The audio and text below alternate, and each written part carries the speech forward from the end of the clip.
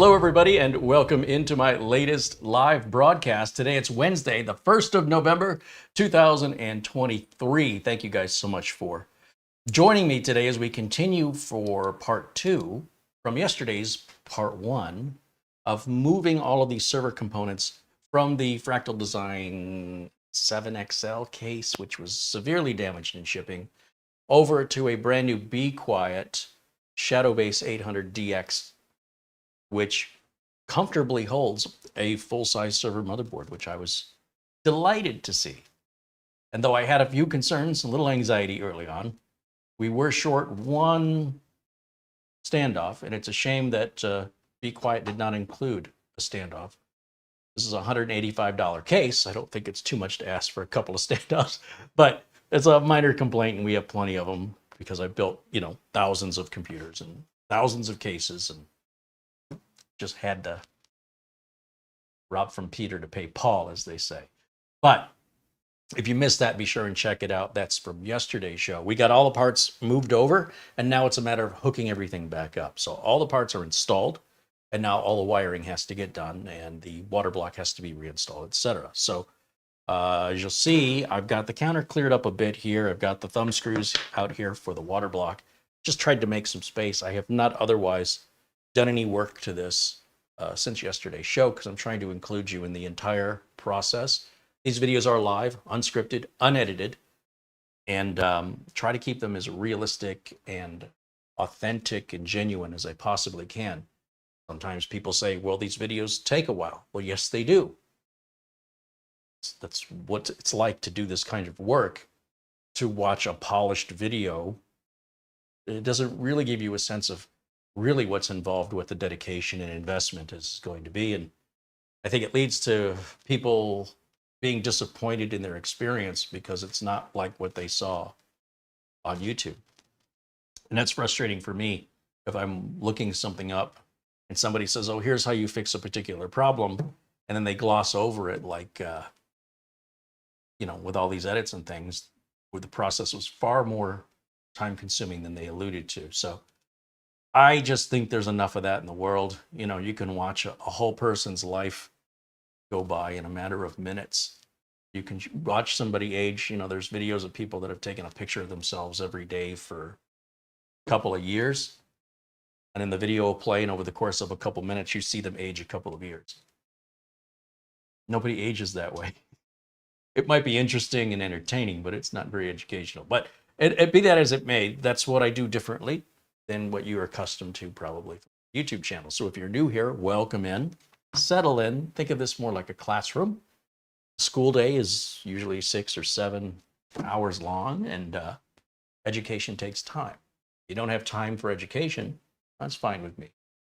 And I learn along the way as well. So one of the things I find very interesting in this career, and I think you'll experience it as well, as the level of competition that arises in this field, whether it's done out of true anger or out of playfulness. There are a lot of people out there that the minute you step up to offer somebody some assistance or to offer to teach, there'll always be somebody who wants to let you know you don't know what you're talking about. They're better than you. They could have done it faster. They could have, shoulda, woulda, coulda. It's all a bunch of talk. And it wasn't like you provoked these people. They just come out of the woodwork to instigate and provoke you. This does happen in the field of being, in IT. You will have coworkers that are out to get you. They're out to make you look bad. Rather than trying to make themselves look better. And they will talk behind your back. They will go to a boss and say, I saw Carey was browsing the web for an hour today. He's just screwing around. Like, well, what the heck were they doing that they had time to see what I was doing? Because I was busy working. So you run into that. If you make YouTube videos or put any content on the internet, as I'm sure you're already aware, there's a disease, effectively, is what I consider it. It's a mental disease where people, they don't know any other way, I guess, But to, sorry, went down wrong.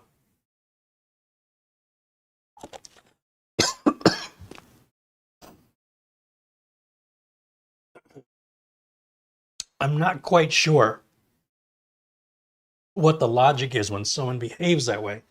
See if I can get my voice back. But it's no way to make new friends, and it's one hell of a way to make a first impression. If that's how you introduce yourself to people you've never met before, is to correct them or let them know how stupid they are. I'm not quite sure what you thought you were going to achieve that was positive by exercising whatever it is you're doing, why you would exercise it in that way. There's other ways, more gentle ways, and better, more effective ways of communicating with people and not establishing these rivalries that are totally unnecessary, just a complete waste of everyone's time. The good news is, and this is something I want you to be very clear of, nobody can force you to participate. So if some stranger comes up to you and starts to provoke you, the best thing I think you can do is prove that you cannot be manipulated or controlled by them.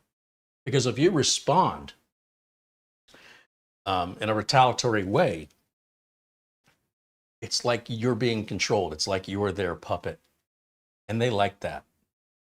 Many of those people that exercise this behavior like getting the reaction. And by getting the reaction, they are controlling you. It's like they've got you by strings and they're puppeteering you. So I think it's more difficult, but ignore them and walk away. Or, if you're somewhere you don't want to walk away from, just simply talk past them, talk to somebody else. Don't talk to them. Don't make eye contact with them. Just pretend like they're not in the room. That'll really get under their skin. And the great thing is you're not provoking them. You're not saying anything in return. You're not, oh yeah, you too. You know what I mean? Like, you're not coming back with a heckle or, trying to humiliate them in front of a room of people, which is what they were attempting to do. You just ignore them and show that you cannot be controlled. That will drive them crazy. They don't know what to do. So the good news is if they continue to escalate, you've done nothing wrong. You've done nothing to provoke it. You did nothing to instigate it. And then if you have to defend yourself, well, I sure hope you don't run away. I hope you stand your ground. And I hope that you are able to defend yourself if need be. I hope so. And hopefully you'll defend yourself in such a way that that person will never want to bother you again. Like, you don't just have to eliminate that threat. You need to eliminate the threat permanently, which is to say they need to be struck so hard. They need to be brought down so hard. They absolutely will think twice about doing that again. And that is the only, unfortunately, from what I've established, that's the only way to communicate with people who are at that level of mentality. They're just a little more ape-like than the rest of us that are evolved, and they only understand effectively a certain kind of physical language. And I hope you don't have to endure that, especially over something stupid, right? And a lot of times fights are dumb. But more importantly, I hope that if you have to, you're able and willing, and we'll make sure that it's so over the top of a response, they're going to think twice about ever bothering you again. That's my philosophy. So as we go out here on the internet and as we see some comments that come into the chat room and people making all kinds of claims, it's just remember, if I don't know you, you're making a first impression. And you really should think about the long game. We continue to see this, and I don't think me talking about it's going to change anything, but I can at least make you aware of it and help you out if you encounter that. And I think that's probably the best way to deal with it, because those people aren't going away. There's a lot of uneducated people on the planet who insist they're smarter than you. And that is a strong sign of a lack of education, is that weakness that they have to compare themselves to other people and say, I'm better than that person, because that makes them feel better about their lack of education. And if you understand the psychology behind what they're doing, you'll understand why it's a complete waste of time. to try and prove them wrong or to try to get them to accept reality. It's just a waste of your time. Your time is worth way more than their time. Your life is worth more than their life. You know, not in my opinion, not everybody's created equal in value to the society. So if somebody's dragging society down, I wouldn't waste time with them. Not me personally, unless I didn't have a choice. If I was put into a situation where I didn't have a choice, I would do everything in my power to make sure that that person causing me to deal with something I don't want to deal with will be strongly discouraged from ever considering doing that to me again. And ideally, strongly discouraged from considering doing that to anybody again. It's unnecessary. We're all here temporarily. We should all just get along. And if you can't get along, the world's a big place. Just walk away. So hopefully you're here because you want to be here. And you're here because you enjoy our community and the friendships that we all have built up in here. And sometimes we get outsiders who don't understand. And rather than take the time to understand and ask questions, they just start stirring a pot. And so I appreciate all my friends in blue there. There's a lot of moderators in here who will kick them right out without disrupting the stream like they used to do back in the day. So for all you in blue, thank you so much for helping maintain civility in our chat room and enabling our community to grow. Because if I close this whole thing off, those problems go away, but the channel won't grow anymore. So I just wanted to start with that. I also wanted to start by saying a special thank you to Frankie B. I didn't check my email at the end of the show yesterday, and a great community member here, Frankie B, who's been very generous with the channel, contributed a $100 Amazon gift card during the show yesterday that I didn't catch until after the end. So Frankie, if you're watching, thank you so much for your continued support and generosity. I'm also expecting parts to arrive today, so if the doorbell rings, I'm going to go grab it because I don't want those parts. It's $1,000 worth of parts. I don't want them sitting out by the door. So just so we're aware. On the other hand, Amazon's been delivering pretty late lately. So although one is Amazon and one is UPS. So we'll see what happens, but there may be some interruptions. I want to take a minute to say thank you to Patrick over at Serve the Home. If you're not subscribed to them, check them out. Check out their content. Well, they do a lot of business-related stuff. He also does a lot of mini PC reviews, network switch and router reviews. It's a fantastic channel. They do great work. And just became my neighbor. How cool is that? He moved out from Texas and just so happens, completely unknowingly, he ended up moving down the street. So he had a server shipped to him that was damaged. It wasn't packed properly. It was really severely damaged in shipping. And I asked Patrick if I could fix that for him because he posted this thing on X or Twitter. And I'm like, hey, you're in my neck of the woods now. I would love to fix that. So he's like, yeah, have at it. I was surprised he said that. And I've got to tell you, we got it all fixed and running, but then the case is damaged. It really can't be fixed. So now that I've got everything running, except for a GPU, which can wait till the very end, folks over at BeQuiet had sent, just by coincidence, this Shadowbase 800DX for review. And we need a large case for this server. It's basically an E or Extended-ATX motherboard. And this case is perfect for this build. And I want to say, again, thank you to Patrick, because this has been really fun for me.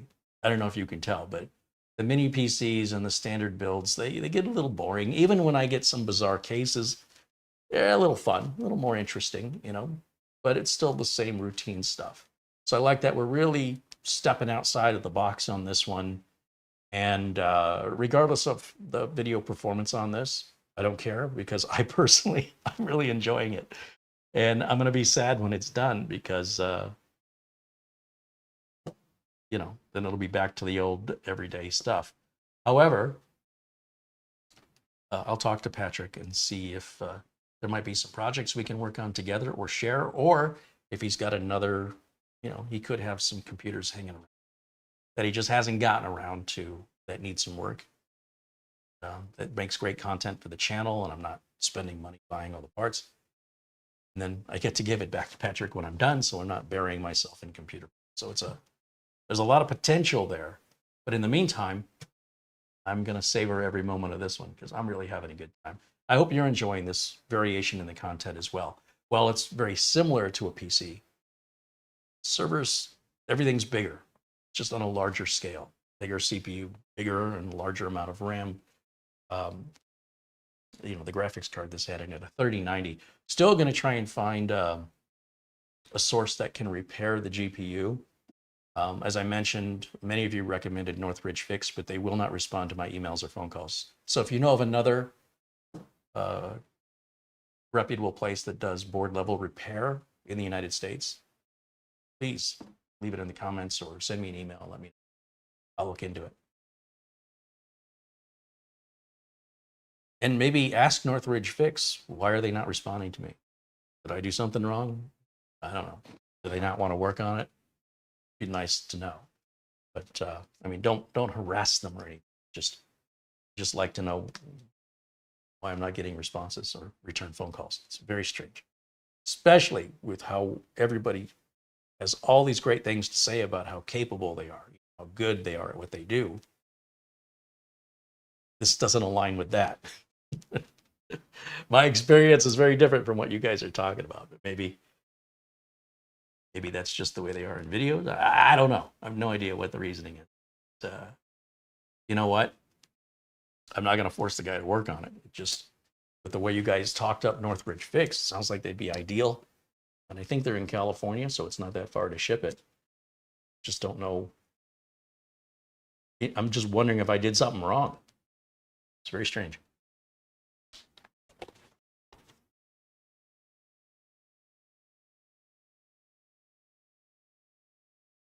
When we have a graphics card that's worth that kind of money, it's worth spending a few $100 to get it fixed for sure. And we're going to use just a little temporary graphics card. In fact, a viewer sent some graphics cards to me, some older ones. I might put something a little better than that in there, but I do intend on putting back a 3090 in this one way or another, because I certainly want to leave Patrick with a good impression. I've never done work for him before. I talked about first impressions earlier. This is still that first impression phase, like what's he capable of? Thankfully, he's not in a big hurry for it, so I'm not worried about the amount of time it's taken because I've been trying to balance all these other projects. But that's why I wanted to get this video done today, where I normally don't broadcast on Wednesdays, and then that way I can, kind of get ahead of it. I was really impressed with how well the power supply bent back into position when I hit it with the sledgehammer yesterday. You can't even tell it was damaged. I got lucky. It was one good hit. So, it was a hit that damaged it and an equal hit that put it back. Hopefully I didn't break it, and we'll find out when we get it all wired up if it'll turn on. If it doesn't turn on, maybe I hit the power supply too hard. But I've got a spare power supply here to utilize if I need to. All right. Let me say thank you to some super chats that have come in. David Graham contributed $2 prior to the show starting and says hello. Hi, David. Ben Laird joining us from Scotland with a £2 super chat. Thank you, Ben. BLD0550 with a $2 super chat. Oh, these were recent. Let me go all the way to the top.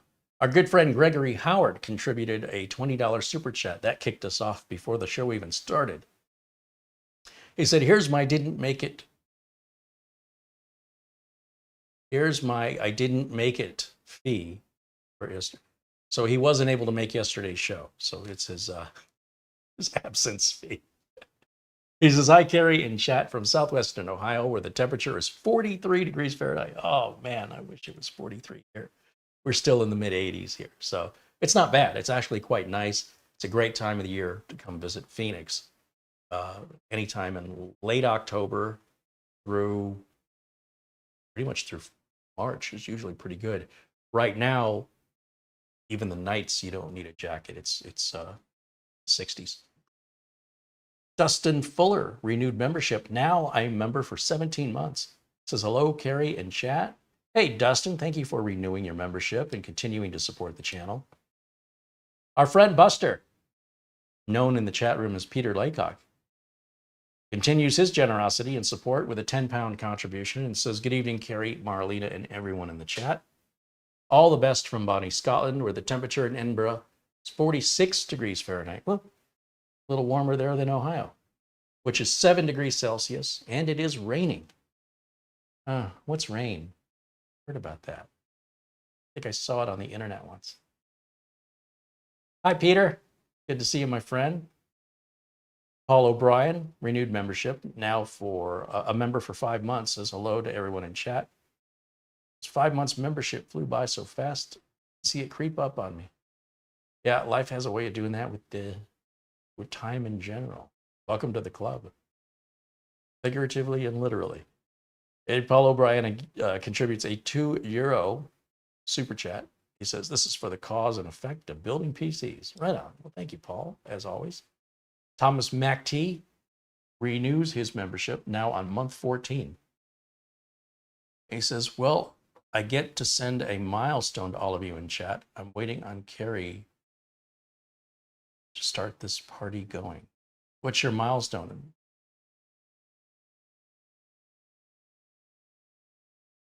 Thank you, Thomas. It's Thomas MacT in the chat.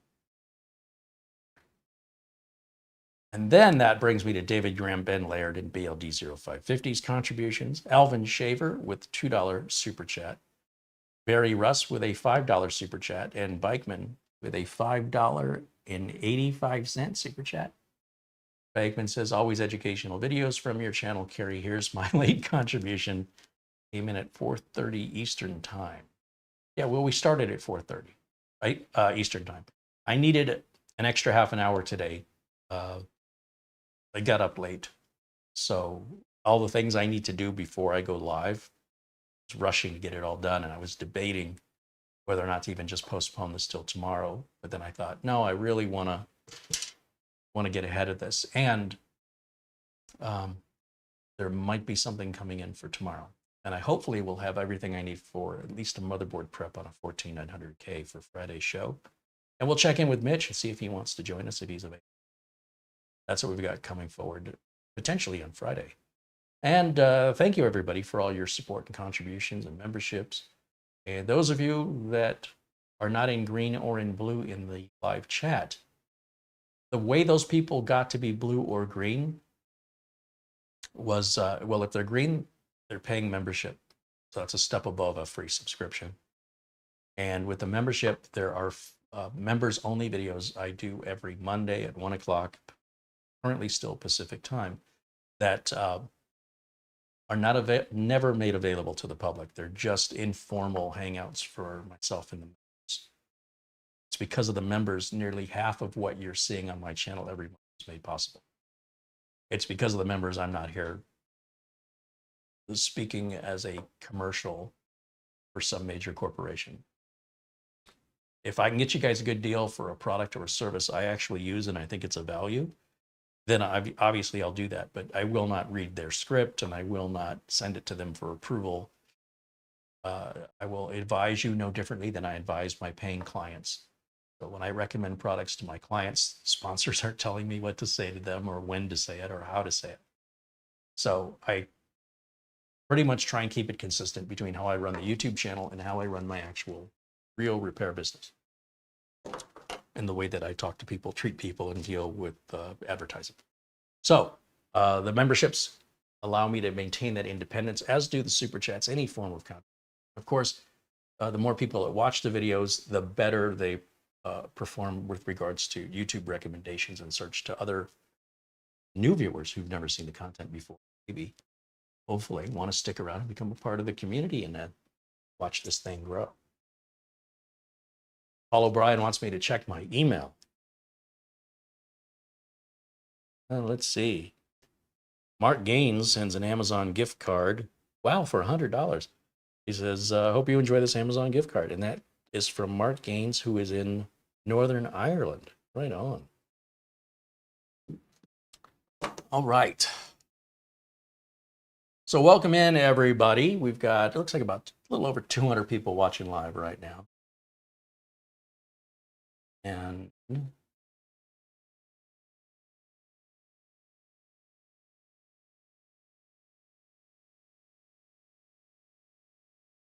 see. Just want to see if I'm missing anything in the chat before we get back to work.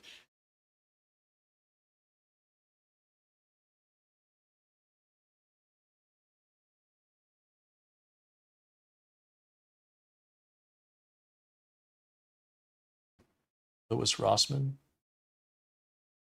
I thought he just works on Apple stuff.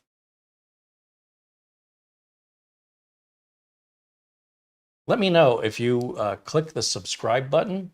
Like if you're subscribed right now, if you unsubscribe and then resubscribe, it's supposed to do like a little animation on the subscribe button itself. Is that, anybody want to test that? It's also, I'm told that YouTube is going to start putting, like highlighting the subscribe button when I say, please like and subscribe, that the algorithm or the AI in the YouTube video processing side of things will highlight the subscribe button, like make it flash or something. I don't think they've activated that yet. I haven't seen that happen. But when I've subscribed to some channels now, it does a little animation on the subscribe button that I've seen. I'm just wondering if that's fully released or limited release. Ray said, Sudbury says the animation works. Cool. Cool, cool.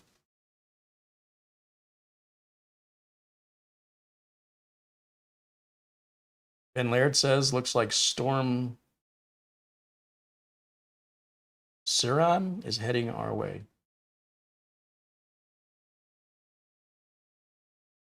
Well, stay safe, stay dry. David Graham says it won't do it if you are green or blue. But Patrick Rousseau is blue, and he said, yes, there was an animation. Mark Gaines says, check your email, Carey. I just read that aloud, Mark. Thank you for your $100 Amazon gift card. I appreciate it very much. And the $5 super chat. Right on. You rock, my friend. Let's see. Am I able to, let me do that.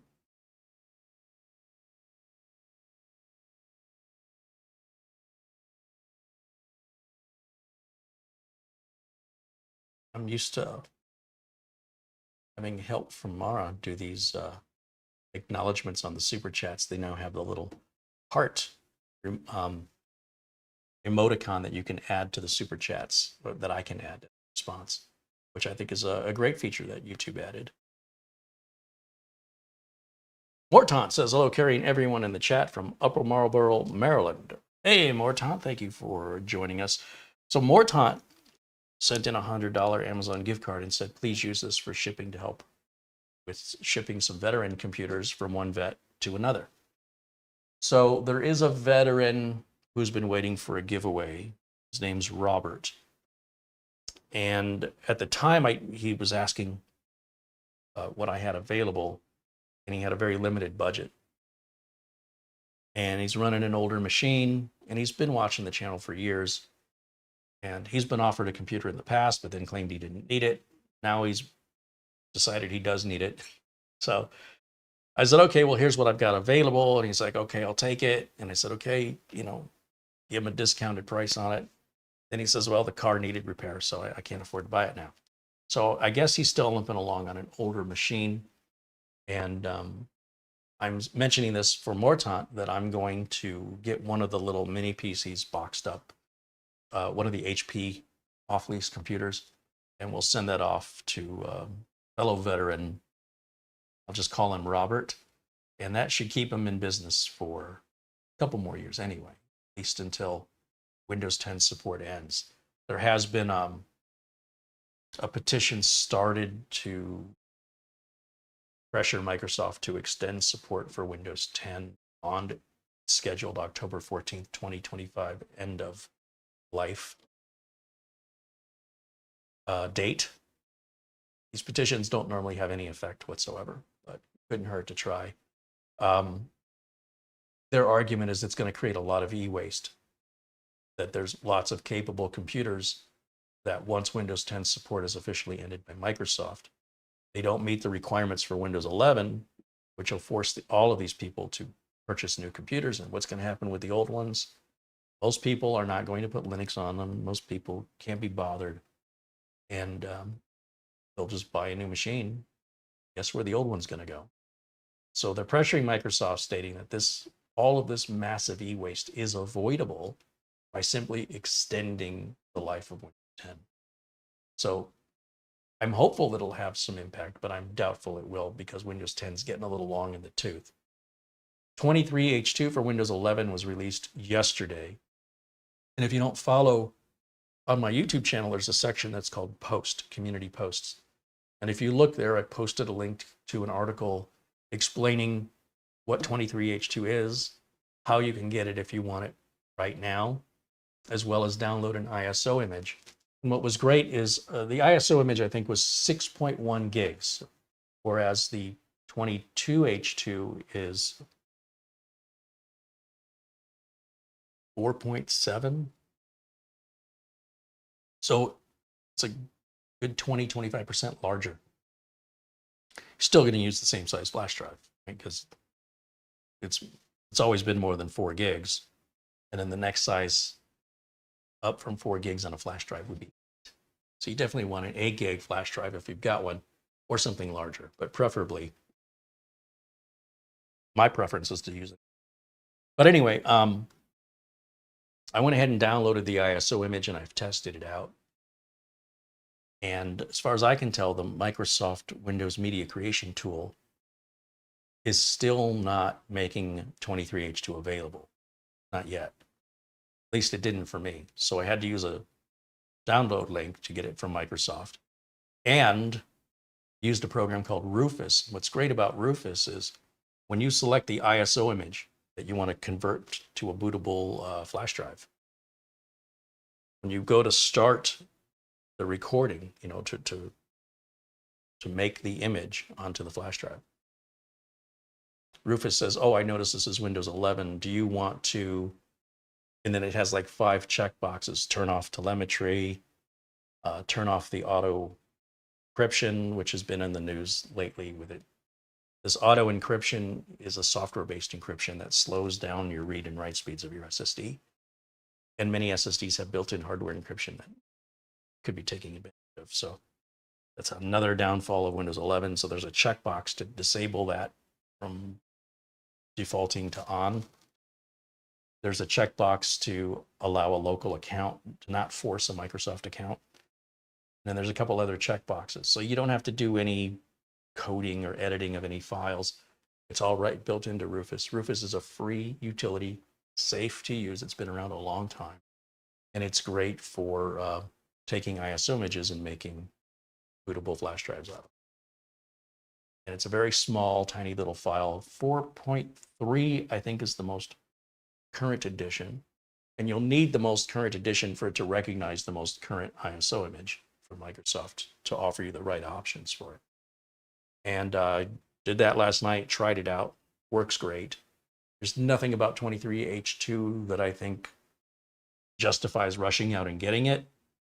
It will come in automatically. Microsoft doesn't want, you know, everybody grabbing it all at the same time and putting a big burden on their servers and slowing everything down to a snail's pace. So through automatic distribution, they can control how much they're letting out. They can ration it out so that all the bandwidth isn't all being consumed at once, where it's like feast or famine. Servers are just hit. Everything's really, really slow and unresponsive. So if you want to manually go and get it, you can. My advice is, unless you're just bored and have nothing else better to do, there's no incentive for you to go and grab this thing. It will come in automatically. It will happen faster when it comes in automatically. And you won't likely notice any difference in 11, other than the build. The 22H2 becomes a 23H2. Unless there's some feature that 23H2 is adding that you absolutely have to have, in which case, obviously go grab it. But the best of my knowledge, most of the big features were added in the Moment 4 update last month. So there's not a whole lot being changed or added with this, other than it renews the support cycle. So if you're running 22H2, the support for 22H2 ends see. Windows 11 22H2 EOL, end of life, is scheduled for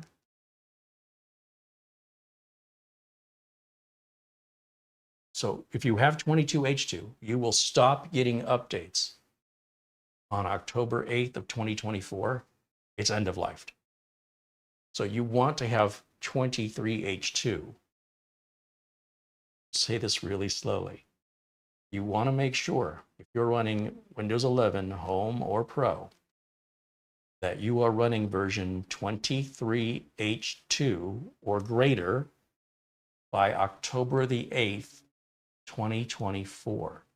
So you only have 1 year left of support for Windows 11 22H2. Want support, in other words, if you want to get updates and patches and things after October 8th, 2024, you better be running Windows 11 23H2 or newer if there's a newer one that comes out between now and October 8th of 2024. You got to appreciate the irony for the people who use this logic of, I want to install Windows 11 because my Windows 10 support ends soon. No, your Windows 11 support ends before Windows 10 support does, at least if you're running 22H2. So until yesterday, everybody was running 22H2 or Windows 10 or 11. They're not releasing any more big updates on Windows 10 as far as those big releases. They're just going to get monthly updates until end of life, October 14th, 2025. So I want you to carefully listen to what I'm saying. These people that say, I'm worried about my Windows 10 support ending soon, so therefore I'm upgrading to Windows 11 so I don't have to worry about it. So they took an operating system that wasn't going to expire, still isn't going to expire until October 14th of 2025, and replaced it with a newer operating system that support ends on October 4th, 2024. Is it 4th or the October 4th? I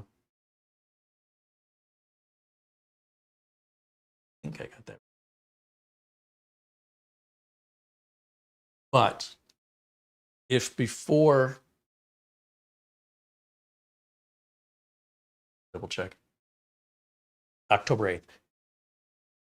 If before October 8th of 2024, you install 23H2 on your Windows 11, then your support is extended. Windows 10, you don't have to mess with any of this. Windows 10, your support doesn't end until October 14th of 2025, a full year after support for 22H2 of Windows 11 is going to end. How's that for crazy? And furthermore, if the rumors are true and Microsoft is coming out with a Windows 12, it'll happen about this time next year, probably in October. And many people running Windows 10 will still have over a year of support left. Will be able to just skip over 11, potentially, go right to Windows 12. It's possible that the support requirements for Windows 12 will be reduced in order to keep the good computers out of the landfill that this petition. I think that's how Microsoft might address that. Instead of extending support for Windows 10 to prevent a bunch of e-waste, like a massive amount of e-waste, they could simply reduce the hardware requirements for a replacement for Windows 11, which I'm calling Windows 12. I suspect Microsoft will call it Windows 12. But it is a rumor. There's no evidence. There's no proof that Microsoft is working on a new operating system or is considering releasing an operating system next year. You'd have to work in Microsoft in that department to really know the truth behind that. It's not good for marketing to, tell an audience, to tell your customers, don't buy our current products, wait for the new products that are coming. It's not good for business. So it's natural and normal for a company to keep that down low until they're ready to make the announcement, which at that point means they're ready to write off, and admit Windows 11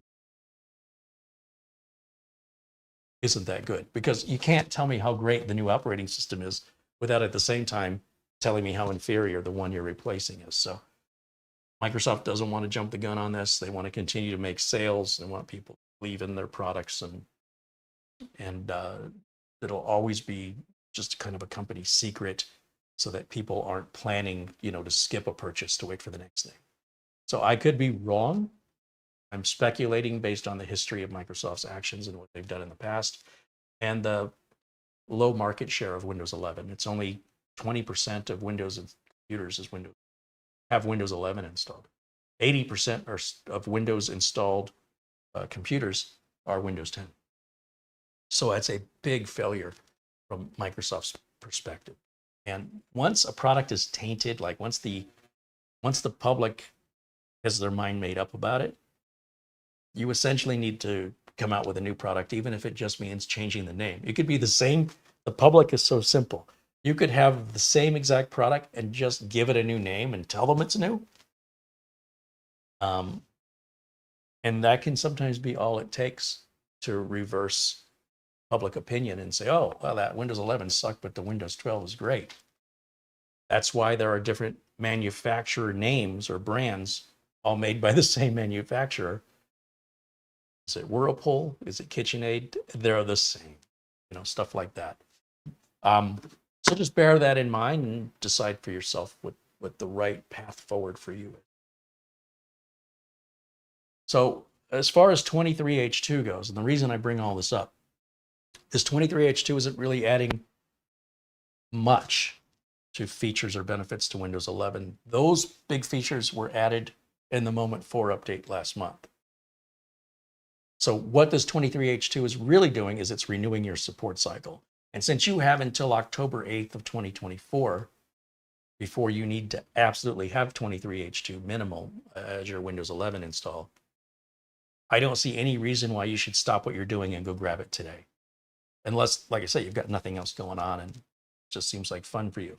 But it shouldn't feel like an anxiety-filled burden that, oh my gosh, I have to get this done. It'll happen on its own automatically in the background when Microsoft deems it's your turn based on, how much they're distributing and the load on the servers. It'll just happen in the background and it'll tell you, Windows update has been installed and click here to restart. It'll happen just like any other update. Okay, so let me see, lost my chat room over here, so bear with me for just a second. Oops. There I am. All right, let me take a quick look here in the chat.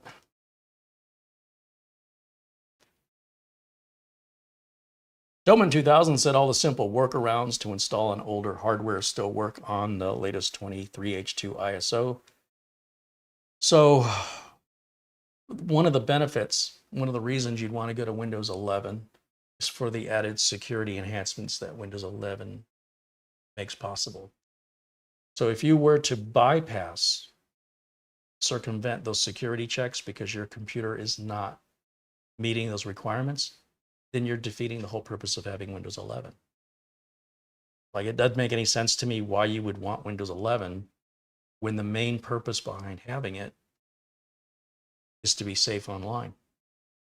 Windows 11 doesn't really do anything Windows 10 doesn't already do. But they've added all these security features that require higher hardware specs to install. If you bypass or circumvent those security checks and force Windows 11 on the machine, you were more secure with Windows 10. You made your system less secure if you did that. You're a computer. And if you think you're outsmarting somebody and getting away with something, it's only affecting you. But I can tell you the only person you're punishing is yourself. And Microsoft has said that people who circumvent the security checks, feel free to do that if you want to, but you will not be entitled to receive updates. So many people have circumvented the security checks. So, well, I've been getting updates just fine. Yeah, Microsoft didn't say you weren't going to get updates. They said you're not entitled. What that means is if they decide tomorrow that you're not getting updates anymore, there's no argument. You have no leg to stand on. So if that's a risk that you're willing to gamble, go for it. I don't know of a reputable corporation in America or anywhere in the world that would say, yeah, let's go ahead and just circumvent the security checks. And if a corporation wouldn't do it, it's like a bad idea for a home user to do that, because corporation has investors that take the loss.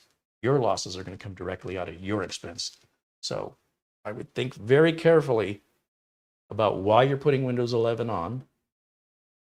And I would take a second look at Windows 10 with regards to, if we're going to compare support and security, in many ways, Windows 10 is supported longer and is more secure than bypassing the security checks on Windows 11. You're making the computer less secure.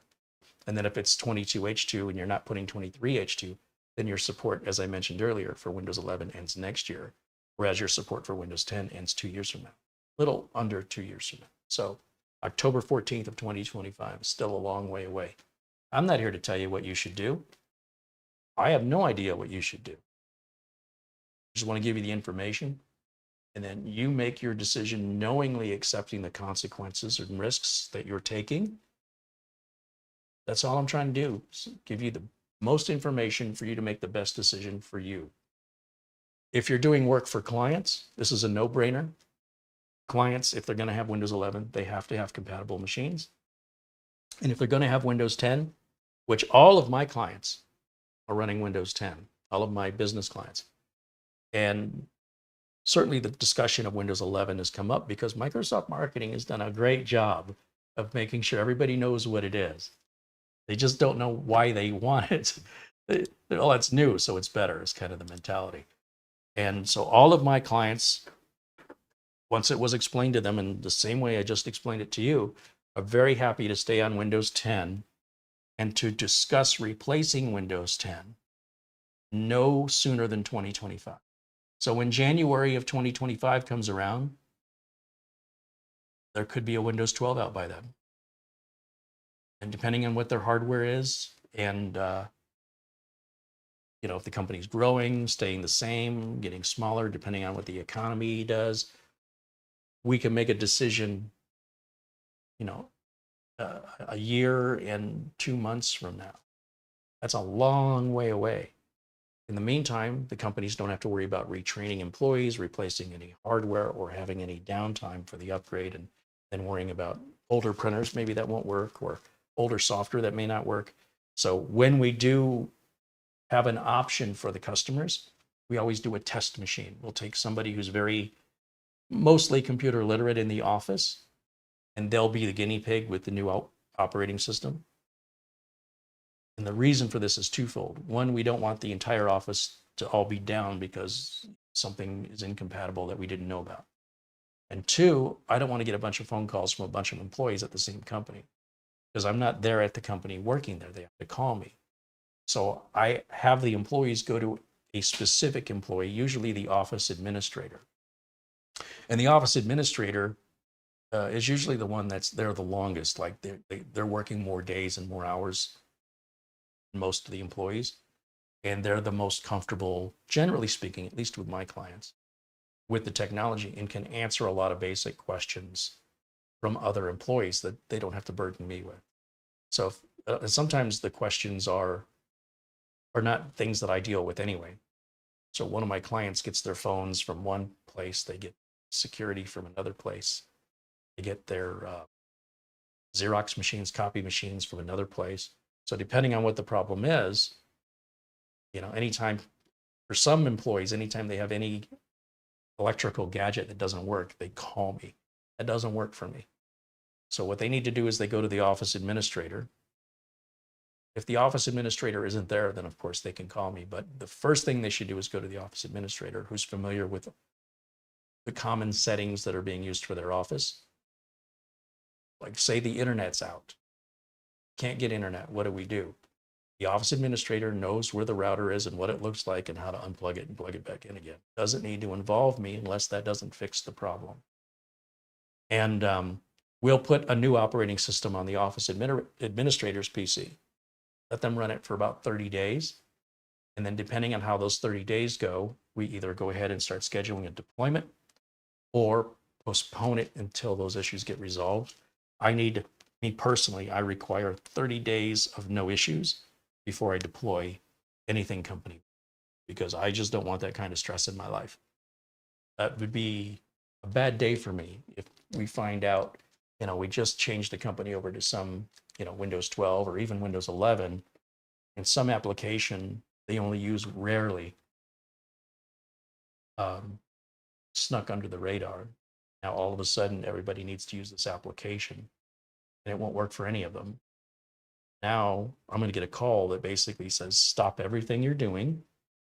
Forget anybody else you're helping.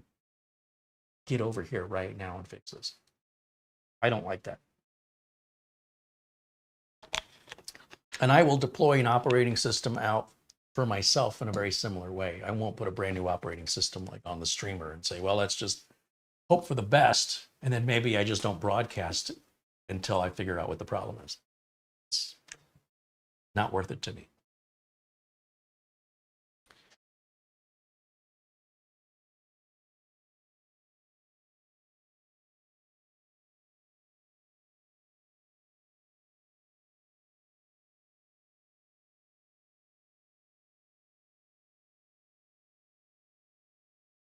Just looking through the chat to see if there's any other discussions to be had before I start cabling up our server over here. Well, Patrick's server. Rock Legends wants to know, will a 690 series chipset motherboard support a 14th gen Intel CPU? If that motherboard has a BIOS update, it's up to the manufacturer.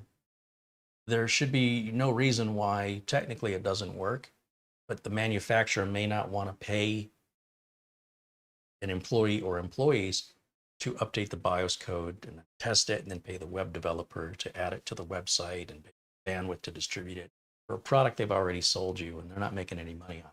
It costs tens of thousands of dollars for the company for you to get your free BIOS update. However, that does add more value to that company's product, certainly from a consumer's perspective. So companies do have a reason for making that investment. Smaller companies may not have the budget for it. To the best of my knowledge, it should be a 14th gen is nothing more than a 13th gen. So it should work fine on a Z690 or any 600 series chipset from Intel, as long as the BIOS update supports it. So the best way is you would go to your motherboard manufacturer's website, and just to demonstrate how easy this is, if we go to, I don't know, let's take a look at ASRock, let's say. Let me go to Google here, and I'm just going to type in ASRock Z690. Pull something up. And there's a Z690 Tai Chi. I share the screen with you. Let's capture.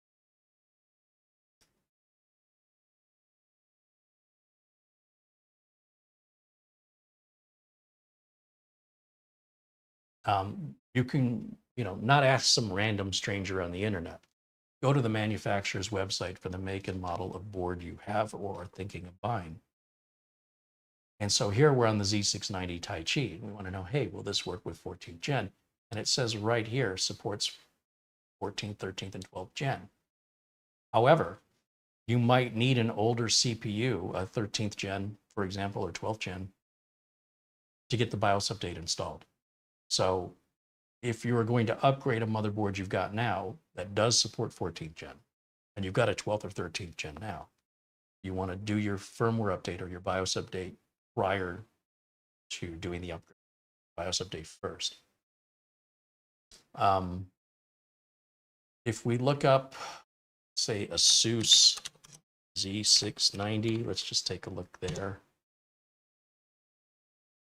ASUS Z690. I'm just looking, any old motherboard. I'm not looking for a specific board. And Normally, like I wasn't expecting to see that right on the homepage. Normally you would go to the support side of things, which I think what I want to do is just change my search to put the word BIOS in there.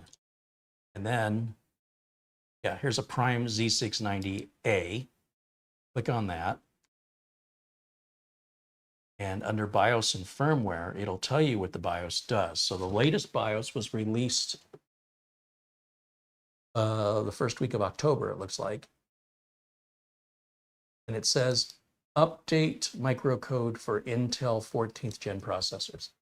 So if you have a BIOS update older than this 2802, and you try and put a 14th gen CPU in, likely the system will not boot. It won't recognize the CPU. So in order to put that update into an older board, you will need a processor that it'll recognize first. Then you can update the BIOS. Then you can put the new CPU. So not all Z690 boards or any 600 series Intel-based chipset, they should all be capable, but they may not all be willing. Let's take a look at some, I don't know, let's try Gigabyte. Let's try B660, is that a thing? It's a cheap board right here, 129 bucks. That's Intel, right? Yeah. Okay, so that again, if it's socket 1700, then any socket 1700 Intel chip, which would be 12th, 13th, or 14th gen, should work, provided a BIOS update has been made available. So we would look under this make and model here, and we just type it into our search with the word BIOS. First link Google search should come up with is a Gigabyte's official page for that product. And then we would go to the support. We're already in support. Support list. This is another place you can look. You can look for which CPUs it says it supports. Right here, CPU support, there it is. And you can see the 14th gen chips are listed in here. So that assumes you have a BIOS update, and it usually tell you since BIOS version says 127. So I'm guessing 127 must have recently come out. So if we go over here to downloads, we go over to scroll down.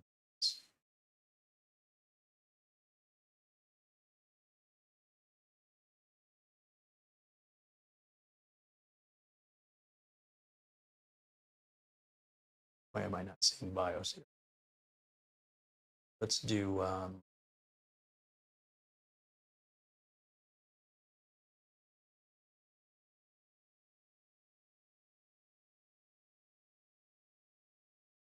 usually the BIOS here is under a submenu on Gigabyte. Oh, there it is. This thing started out with BIOS F2, then they came out with F5 and F6. Then they came out with F20, F21, F22, F23, F24, F25, F26, F27. This F28 will be a beta BIOS, as it says here. So you generally want to avoid beta BIOSes unless that beta BIOS is addressing some particular problem you're having. So I would go with F27. And it wouldn't matter if the version I have now is any of these previous versions. You just skip over the rest of them and go right to F27, download it, and flash that, just as you normally would any other BIOS update that we've demonstrated here hundreds of, well, at least dozens of times. And then at that point, yes, the 14th gen Intel chip should work. But if the manufacturer doesn't support it, if there's no BIOS update, that doesn't mean they never will. It just may be that they haven't gotten it done yet. On the other hand, they may never do it. It just depends. I'm trying to think if there's another board we can check. Maybe, you know, something that's cheaper would likely be a source of aggravation in that regard. MSI B660 maybe. Here's the B660 Tomahawk.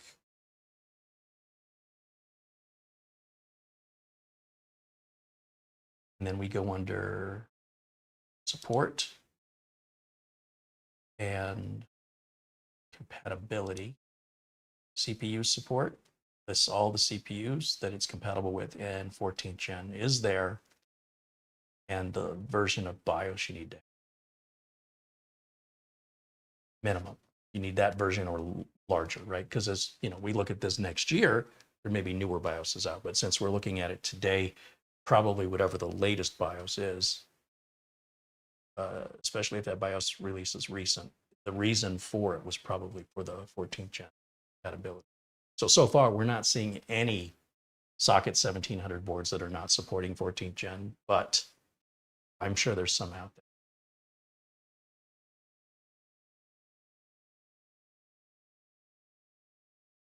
Why do you ask? Probably something I should have asked 20 minutes ago. It's a good question, though, regardless.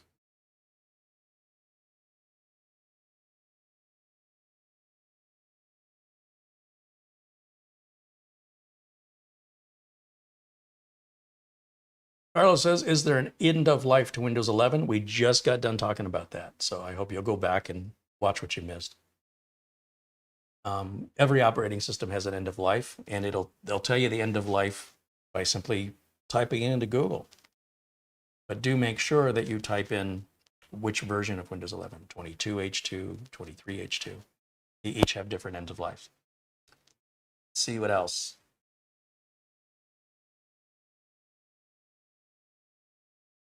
Paul says, Carey, you should invite Patrick back over to show him the fantastic job you did on his server. Well, we're not done yet. And Patrick's been watching the videos, and he's got a lot of stuff going on. So remember, he's in the middle of a move. He's got to set up a new studio, set up a new home, and still operate his website and YouTube channel. So he's a busy guy, and I don't want to add to his burden. But hopefully he'll invite me over to his new studio space and show it to me, because I'm very curious to see it in person. There's a picture of it on Twitter. It's a big empty space. So I'd like to see it in person.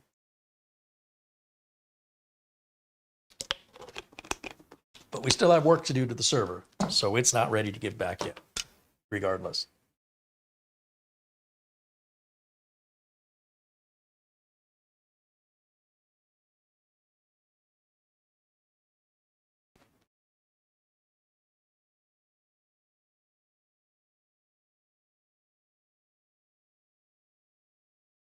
Paul Garrett says, my VIP CDK deals Windows key just stopped working yesterday. Sometimes, if you're talking about a Windows 10 or Windows 11 license key, if the computer stays offline and the Windows operating system is not able to validate the key, it'll automatically deactivate. It'll say the computer's not activated. And the best fix for that is simply to make sure you have a good connection to the internet. Go to Windows Update, download all the latest updates, and restart. If you still have a problem, I would reach out to support over at VIP CDK Deals and explain the situation to them. You know, depending on, you know, is this a key you bought years ago? Is this a key you just bought? That's going to play a factor into it. But in most cases, it's a self-correcting deal where it just hasn't had access to the network. If I take, you know, sometimes I've shipped some Dell PCs off to customers or to viewers, and they get them and they say they're not activated, even though I activated them before I shipped them. And they freak out. And I'm like, look, it's just because it's been unplugged from the internet for so long. Plug it back in, go to Windows Update, get whatever updates are there, restart, then check. In many cases, the activation comes right back. That's the only time I've ever seen that occur. Somebody reported they updated their BIOS once, and that changed. Effectively, it was like changing the motherboard, and the key said, looks like you're trying to use this key on a different motherboard and activate it. I've never personally experienced that, but I could understand how that could happen if it's a significant BIOS update. Thankfully, the keys are very inexpensive. Right now, a Windows 10 Pro key over at VIP CDK Deals, if you use my link and my discount code, Carey, C-A-R-E-Y, it'll cost you all of $16.16. So not a major deal. But if you have any problems with anything you purchase from anybody, my strongest advice is to go to the person who took your money and ask them for help. Be nice. Don't ask me. Don't ask some stranger online. Go to the person who took your money. Feel like they're not holding up their end of that transaction. That's between you and them. Now, if that doesn't end well, then you can bring me in and we'll definitely find a solution. But in most cases, in my experience, VIP CDK Deals customer service is top notch, but you have to make them aware and give them an opportunity. And you may not even need to do that if you follow my advice, do the Windows updates, restart, and then check and see if your application comes back.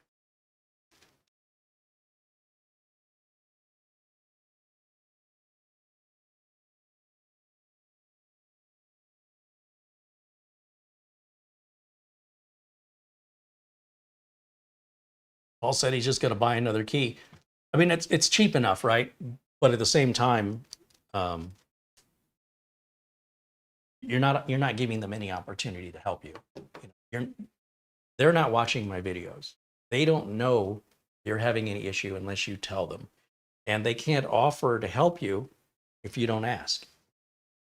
If you can't be bothered and you'd rather just spend 16 bucks on a new key, I totally get that too, because at least that way,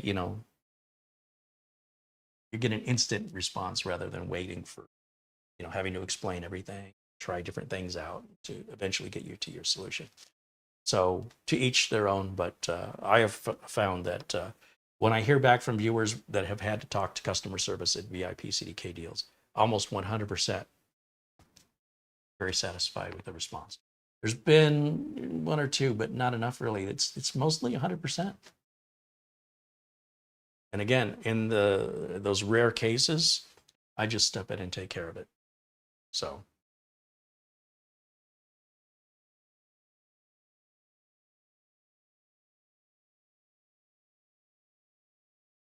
And Shane Perkins has a command line you can try running.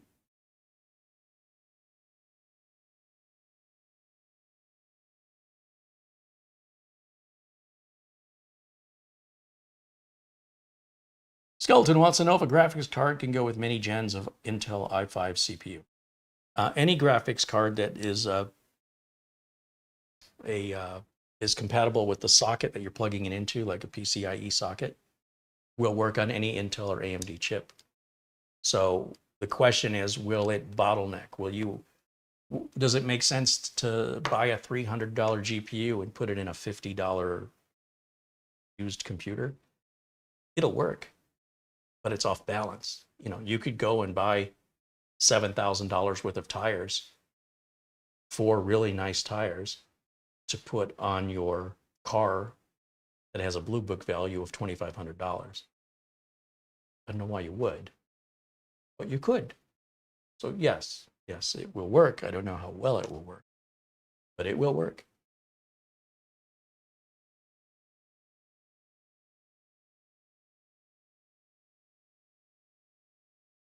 Netfreak said VIP CDK Deals support is fantastic. They solved my issue with Office 2016 immediately. Right on. Very good. That's pretty much what I hear from viewers. And that's the few viewers that even had a problem to begin with. So that's why I continue to recommend them and align myself with them. I use the products myself. And, if you're buying a computer from me or receiving a computer from me, that license key came from VIP CDK Deals. They do not give them to me. I buy them at the same price you guys are paying, and I acquire them the same way you guys acquire them. I don't do anything differently, and I don't want to be a hypocrite. So make sure I go through the customer experience, and if I have any problems, I reach out to customer service. I don't tell them who I am. I don't want any special. I want to experience whatever. I want to know what to expect with the experience. And if it fails my expectations, there's a good chance I'm not going to recommend their products anymore. So they never know when it's me, right on the other side of the keyboard with support. They don't know who that is. So they generally have a policy of excellent support because you never quite know who you might be talking to.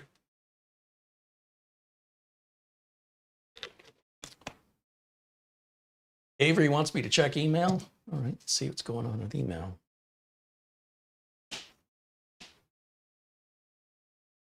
Oh, Avery sends a $5 Amazon gift card. Right on. Thank you, Avery. And Oystein, our good friend Oystein, with a $200 Amazon gift card. Wow. He says, I hope you enjoy this Amazon gift card. Very generous. Thank you so, so much for supporting the channel. And Levi Blunk sends a $1 PayPal contribution. Hey, it all adds up. I appreciate it. So Levi and Oystein, Avery, Mark Gaines, and of course, Frankie B. Thanks you guys for the Amazon gift cards and PayPal contributions. All right, should we back to, I was going to say work, but it doesn't feel like work. Let's start getting things hooked up.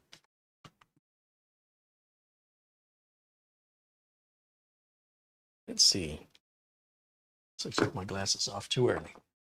What do we have going on here? I suppose it's this way. My challenge right now is going to be to put the, I guess the block needs to go back on. So I need to clean the CPU, so I'll get some isopropyl alcohol Q-tip. It's a big CPU to clean, and we'll get all the residue from the previous thermal paste application off of it. And then, of course, the bottom of the water block needs to be cleaned. Turn this sideways here.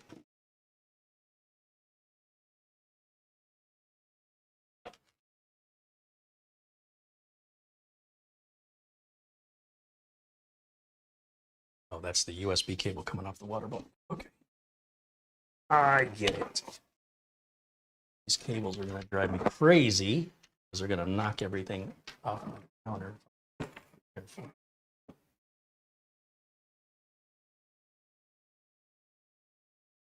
me go back to see the chat room.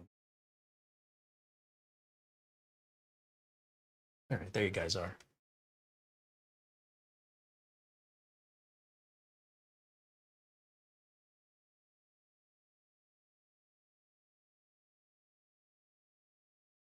Thomas MacT said, Carey, it's 14 months now. Yeah, it's fantastic. Thank you again for renewing your membership for the 14th month in a row. It's awesome.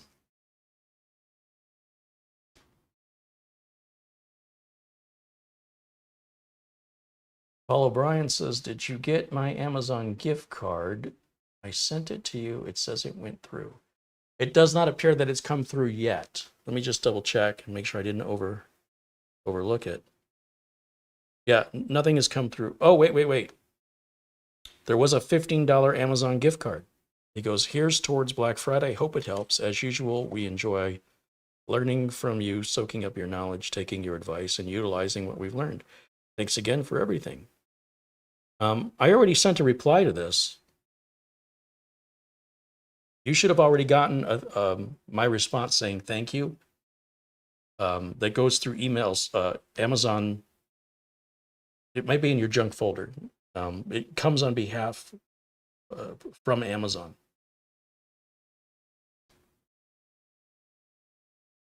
So yes, thank you for that. And yeah, I did overlook that when I was thanking everybody earlier. Do that to anybody else? I hope not. Good. All right. All right, so rubbing alcohol right here. Q-tips here. And you clean a CPU with beer, it's alcohol. Well, but it's more than alcohol. If it was Everclear, you know, if it's 100% green alcohol, that would work. You want to get as close to a 100% alcohol content. You'll see this bottle says 99%. Anything that's not alcohol could leave residue behind. So the higher the alcohol content, the more effective it is as a cleaner.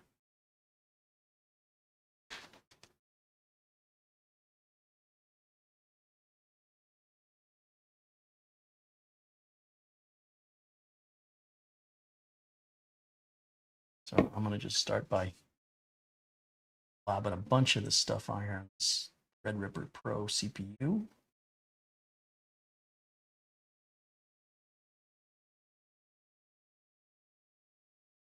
Usually, like the first go around, I'm pretty wild with it. I don't get too precise with it until second and third application of it. Not a whole lot for you to see at this point. It's dark inside the case, and you know, I'm right up next to it, and I have a hard time really seeing the surface there for any smudges or material that can wipe off with a Q-tip. Now, the rubbing alcohol will evaporate. You don't have to dry it off, but usually I will start to dry it off just to grab any other material that might still be on the surface. Now, the material that gets left on the surface probably doesn't make that big a difference in the effectiveness of your cooler, but if you're going to do it, why not do it right? And, you know, even if this is only resulting in 1/4 of a degree of difference in cooling temperature, I'll take it. It's not costing me anything but a few more minutes of time of preparation. That's all.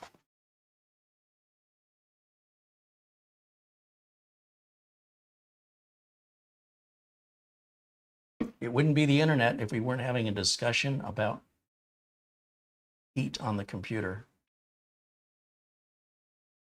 Very weird thing that people obsess about on.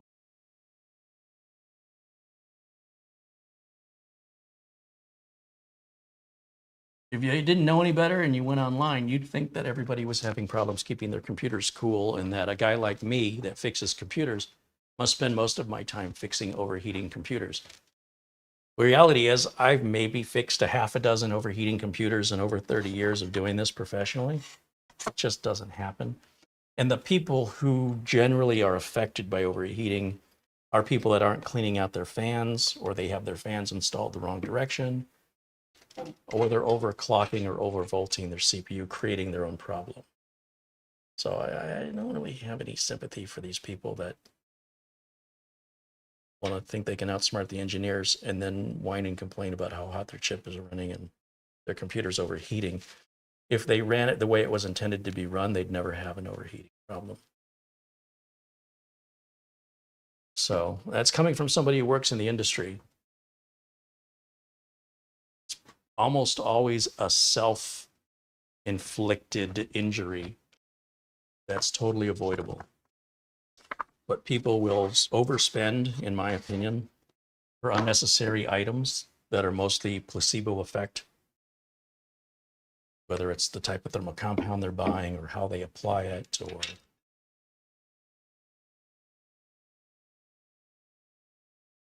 there's just a number of placebo effects that are running rampant on the internet. And so people, you know, they'll do something that has nothing to do with their PC cooling, but they think it does. And then their PC to run cooler when they test it. And so they, instead of it, you know, getting an education and understanding thermodynamics, if they're really that fascinated with it, they just come to a conclusion that that's completely wrong. And then they'll turn around and advise everybody, you know, their heart's in the right place. But reminds me of the old joke I'd tell about the scientist that's got this frog, and he's cut the leg off of the frog and tells the frog to jump, and the frog jumps. And he cuts off one leg at a time, and each time he tells the frog to jump, and each time the frog jumps. But when he cuts off the frog's last leg and he says jump, the frog does not jump. The scientist concludes that if you cut off all 4 legs of a frog, it goes deaf. This is the logic of many of the people online who don't have any formal education, but doesn't let them stop them from being very, very well convinced that they have all this information that would help you when the problem they're trying to solve, they should have never had to begin with, if they, in my opinion. But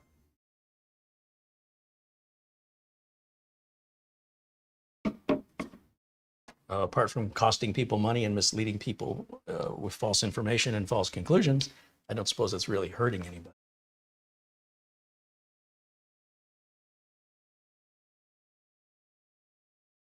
Sometimes frustrates me. See somebody overthink a problem, you know, they really overthink it. And who's that guy on TikTok, the black guy who makes these short response videos where he doesn't talk? Somebody will show some complicated way to peel a banana, and he'll show you the video, and then he'll just grab a banana and just peel it with his hands and be like, what are we solving? There's a lot of that online. Just a lot of overthinking, working harder than you need to, and experiencing problems you shouldn't be experiencing because you aren't following good practices to begin with, or you're thinking you can outsmart everybody. But usually that results in requiring spending more money. So it's easy to outsmart people if the solution to smartness is just opening up your wallet, buying more expensive things to solve, you know, extreme heating problems that you've caused. So now you got to buy extreme coolers. So what do? You open your wallet and spend some more money. I don't live in that world, but I appear to be in the minority in the online community. So I'm here to represent common sense. I hope that doesn't go away permanently. I hope that this is just a fad. I hope that common sense does make a return.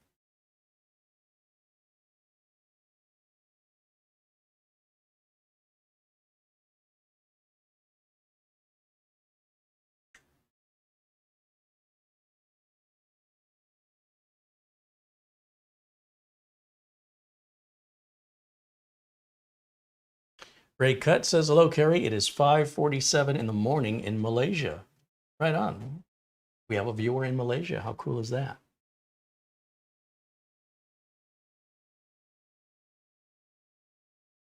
Okay, let me see. So I've got this extra BeQuiet fan that I can put on the back. You know what? I could do that now.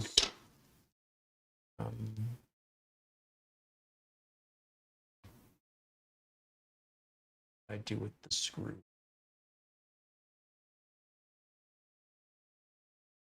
These just use ordinary fan screws. There's nothing special about the ones that I'm looking for, other than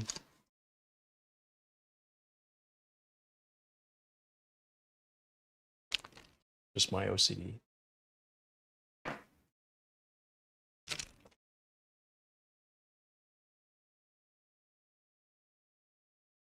Oh, they didn't give us any fan screws. Well, that solves that.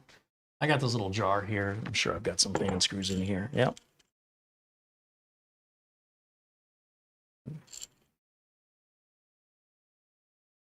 Two.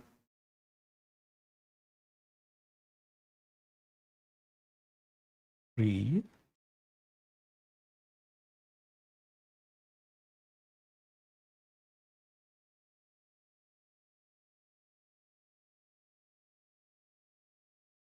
And 4. Perfect. Those will do. And we want to install this directly.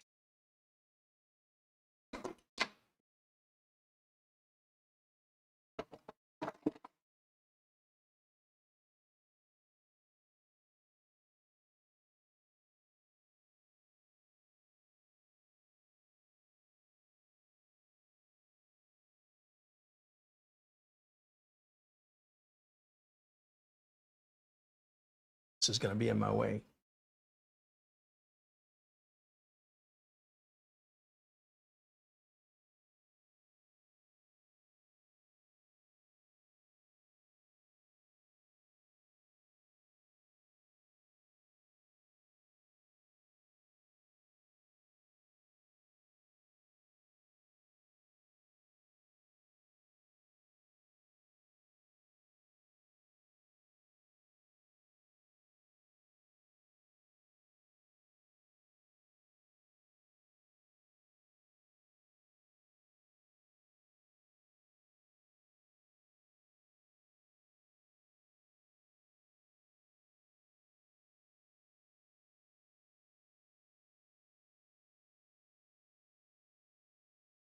All right. Rear case fan installed.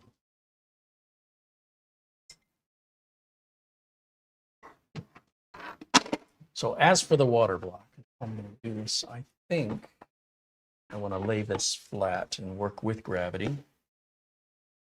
So again, not much for you guys to see during this part of it. Well, I suppose I could put the overhead camera on. Try that. Oh. Gonna sit a little wonky on its cables. That's okay. Hurt anything. And see if we can get this hooked up.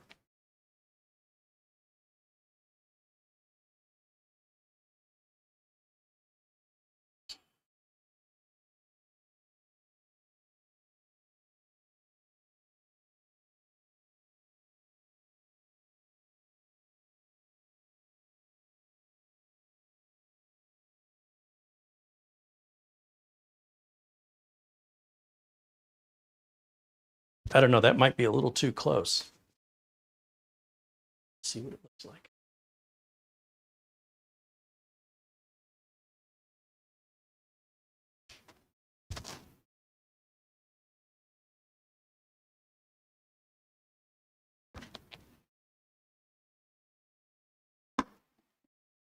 Sub camera.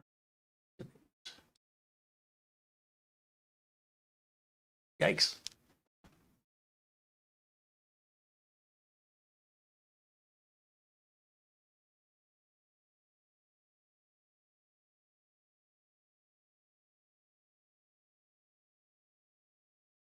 Trying to figure out how I can position this. I suppose maybe this way and take the camera.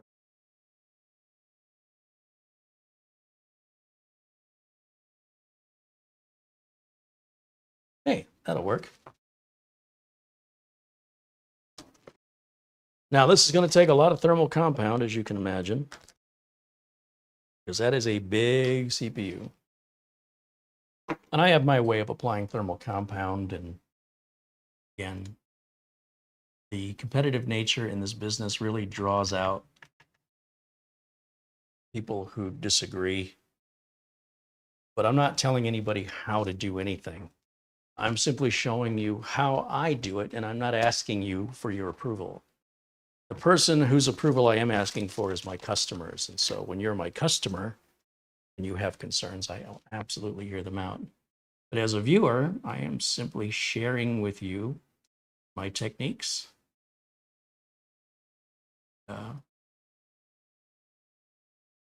Nothing more to it than that. Remember, I mentioned people overthinking stuff. Well, that takes care of what was left of 2 tubes of some leftover side cooler compound. I think I'm still going to need a little bit more, which is a good thing. You know, I've been collecting too many tubes of excess leftover thermal compound in this drawer. It's getting full.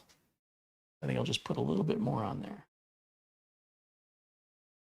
See, there wasn't much left. All right, there's 3 tubes less. Now, you'll notice I am using the same brand of thermal compound. You never want to mix 2 different brands. They will not play well together. So if you don't have enough, don't grab some other thermal compound that is not exactly the same unless you want to invite problems. All right, so we get the nitrile glove on, and I just do a little finger painting. In fact, I should put my glasses on so as I can see.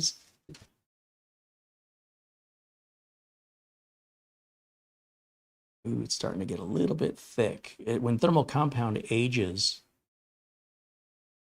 it can lose its viscosity, and it can become, well, essentially worthless.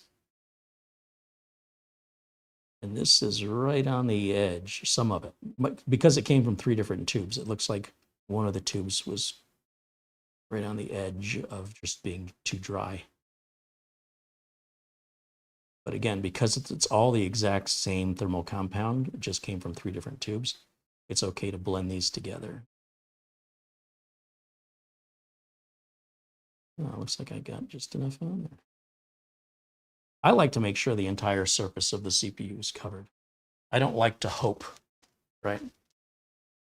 Putting a line of thermal compound or dots of thermal compound and then smashing it down doesn't give me the warm fuzzies that my entire heat spreader is being covered. And you can't see underneath the heat sink, right? So you'll never know.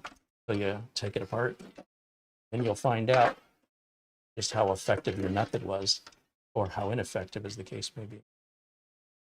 So this is how I know for sure. Don't have to worry about it.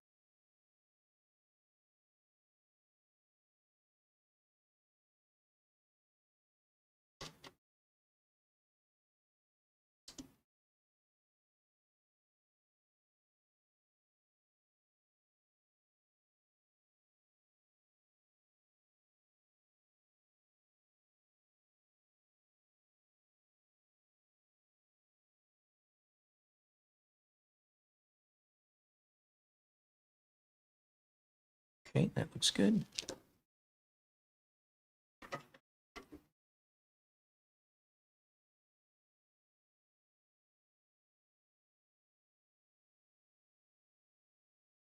Let's get these started.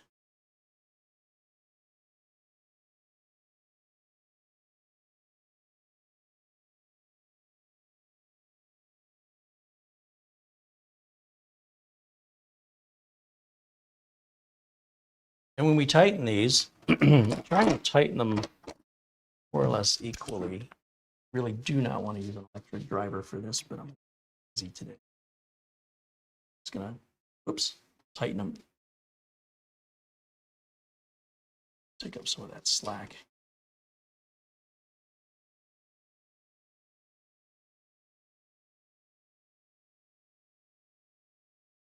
Okay, and I'll do the rest by hand.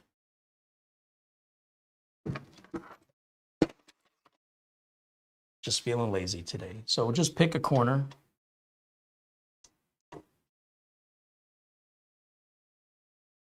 Go ahead and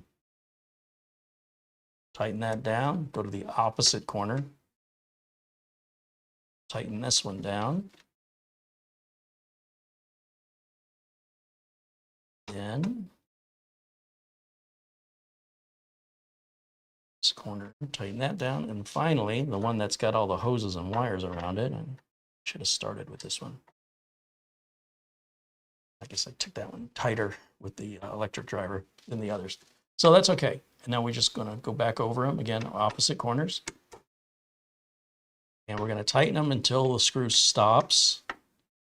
If you continue to force that screw, you will break it off. Break the standoff right off. Then you're not going to have any cooler at all until you find a replacement for the standoff. I did break one off back at Studio A and reached out to, I think it was Corsair, and they sent me new standoffs for free, which was nice of them to do. So this is our radiator fans are going to attach to this header here. This is our SATA power. It's going to power those fans. This is USB. That's going to be used to control, there's like a little screen on here, and get information about the temperature and motor speed. It's here. And finally, we've got our water block, basically a CPU fan header that this plugs into, which is somewhere on this board. Now, this board may have a specific place for a CPU fan and a specific place for a water block. You always want a water block running at full speed at all time. Whereas a CPU fan, you want it to spin up and slow down according to how hot things are getting. So I guess I can put this back up on its feet, which means I need to get this camera out of the way. But just to give you an overall look there, and that's as zoomed out as that camera is going to go. And that's our build right there. So let me go back over to camera one. Turn on close-up camera. And then move it aside.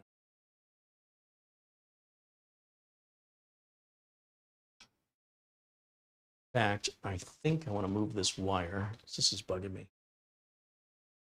To the other side of this pole.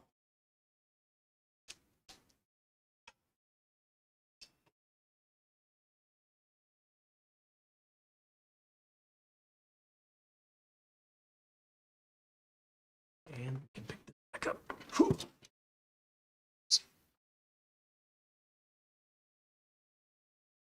I'm wondering if this will fit on the Lazy Susan.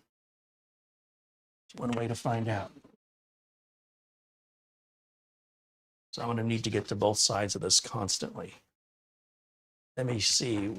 Did I put the Lazy Susan? I put it back here somewhere. Studio's getting so crowded with stuff. I have to find more and more creative places to put stuff I don't need all the time, but still be able to access it quickly when I do need it. So this Lazy Susan's a good example of that.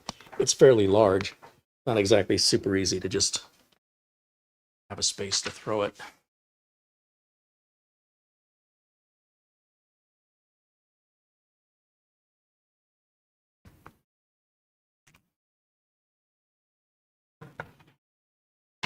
Let's see if this will fit.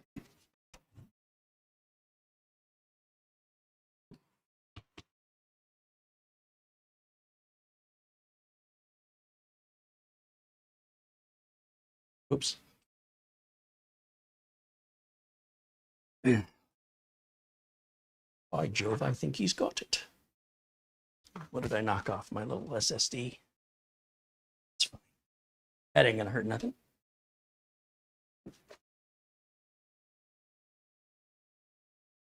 Time for a bigger bench, Carey. These computers, when they get big like this, it makes the bench feel that much smaller. So now I just have to be cognizant of where all these wires are because they're going to knock everything off of the bench as I spin this around if I don't do something about that proactively. It's back.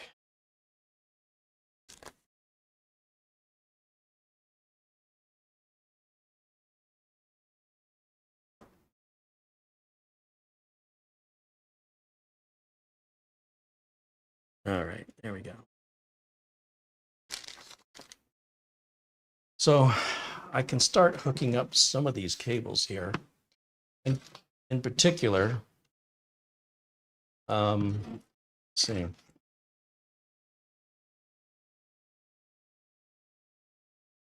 This is an RGB. It's RGB? Oh no, these are the front fans. Okay. So the radiator fans, where these three cables are coming out here, those are going to hook on to the fan splitter that's coming out of the water block. So I need to find a way that I can route this cable where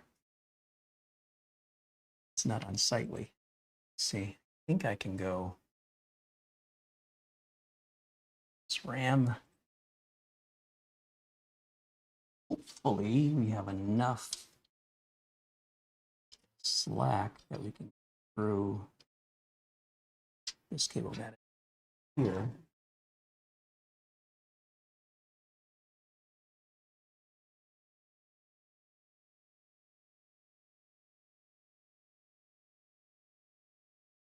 Thanks.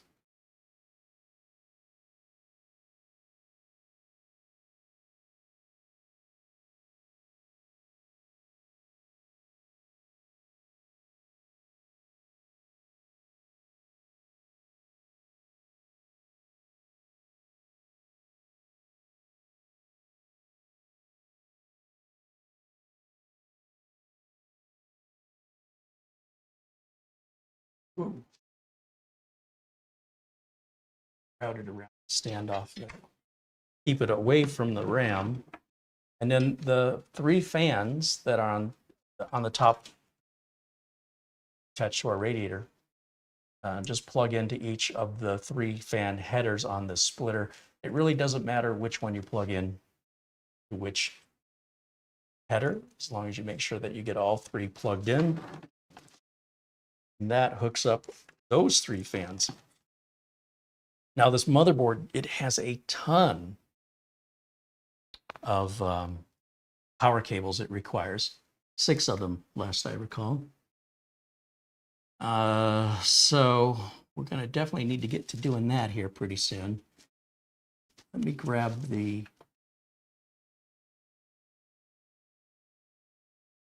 add a power cable, and let's also run that through this cable man. Same one that we just used. And if you find your cables are a bit short, make sure they're not twisted, because each of those twists is taking out some slack. So when you untwist it, you'll end up with a longer cable. And then we've got the USB cable coming out of the water block. Again, I think I could run it around the standoffs, out through to the back, using, again, the same wire management hole back there. Now, normally we would use that hole to hook up an EPS power connector on a standard consumer motherboard. But this is a server board, and all the power connections are off to the right, and then there's 2 at the very bottom. So it's a bit unusual what we're accustomed to.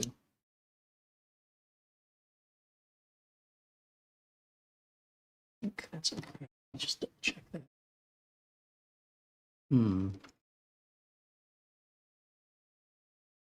Now that can plug into any USB header on the board.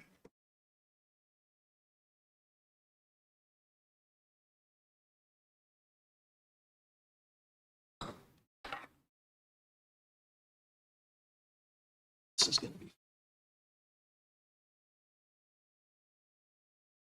And as for the CPU fan, that has to go. See a couple of fan headers here. Any of these labeled?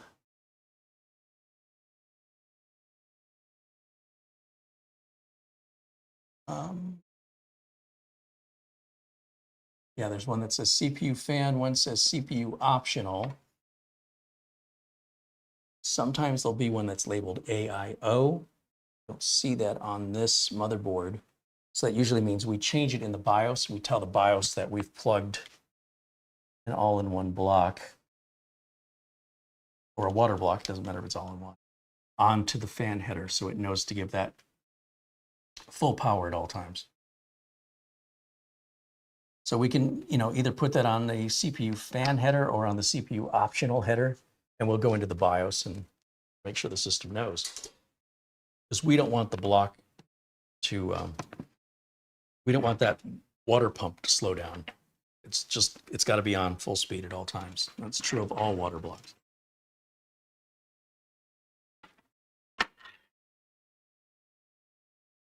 See how I'm going to do this. This is a big mess of cables here.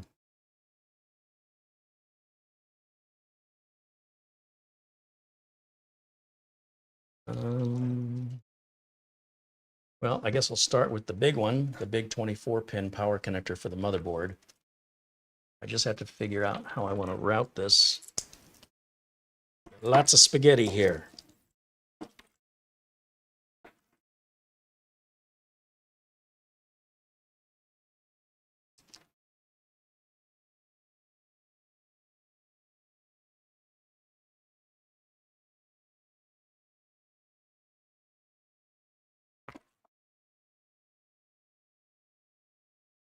Really hard to see in there. It's very dark.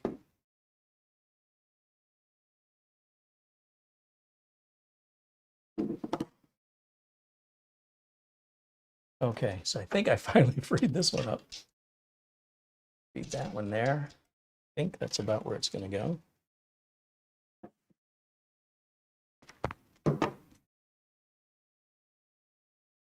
that right?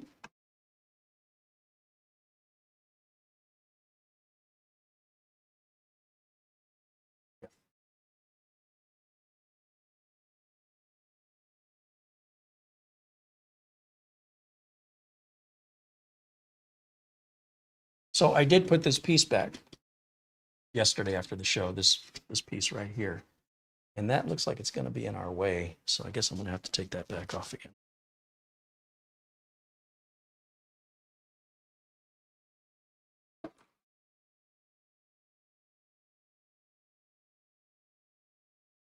It uses a very unusual screw, so I want to make sure that I'm very conscientious of where I place that screw. So I don't think they've given us two like that. It's the only one that'll fit there. You'll see that gets us really close to the top of the radiator. You know, I don't even need to take it all the way out. It's good enough. I'll just put the screw right there. And now I should be able to plug the 24-pin connector much easier.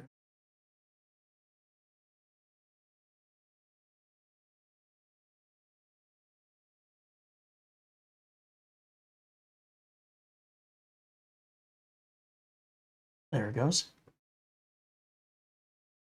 Now, there are 3 8-pin connectors surrounding this, and it uses one EPS power connector, and then the other 2 use, basically, it's a graphics card power.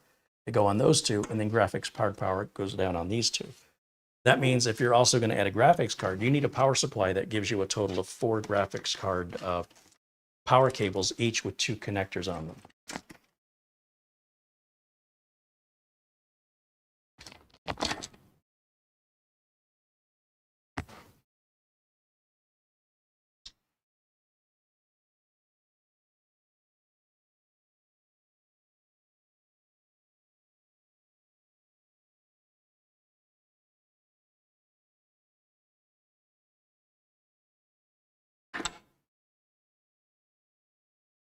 So it looks like this one was used before because it's got one of the 8-pin. This is an 8-pin connector that becomes a 6-pin. Take these 2 away. Given that that's bent down like that, I'm guessing this was located down here on the bottom on one of these 2 connectors here. So we'll just put that back. I wasn't intending to do that right now, but since that's the cable I grabbed and there's a big mess of cables, I'll go ahead and get it nipped in the bud and get it out of the way. There should be another one that looks just like that.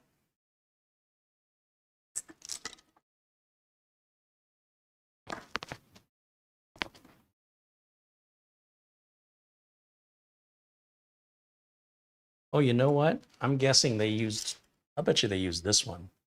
This one will use both connectors off one cable.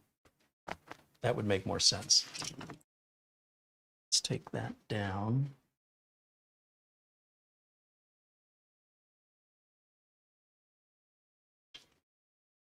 I'm not even sure what that does, to be honest. Is it necessary to have that for our build? I don't know. I'm going to put it back the way it was because I don't know. Just play it safe.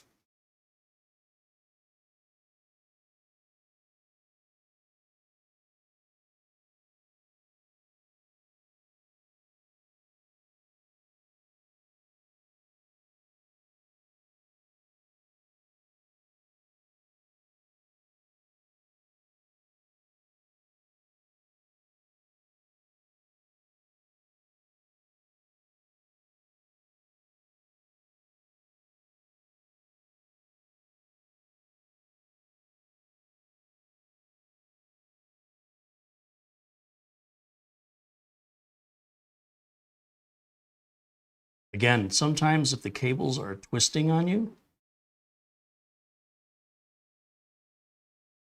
it could be worth your time to untwist it because it might make the cable easier to manipulate and give you a little bit more slack space. So there we go.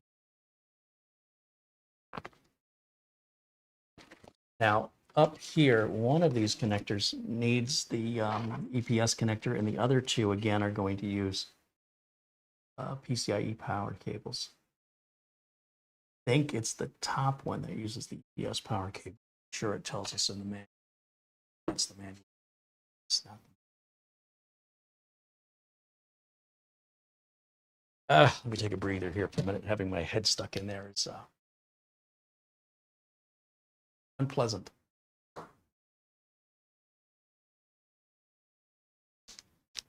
John Paul Bacon says, what if the cards need 3 cables each? Well, if you've got a power supply that gives you 4 GPU power cables, then you'll have a total of 8 connectors. And that means we could use, we'd use 2 on the motherboard and 2 on the power supply. I mean, on the graphics card. The graphics card he had in there was using the newer style where it takes just the one connector, that new generation of connector for graphics. But I guess if you had an older card that had 5 connectors on it, I don't think I've ever seen a graphics card with 5. Can you show me? Is there like a Amazon page or a Newegg page where you can show me a graphics card that has 5 connectors? I think such a thing exists. You should have a maximum of up to 4 connectors on the graphics card, and then the motherboard will use 4 connectors. It'll be a total of 4 cables with 2 connectors on the end of each one.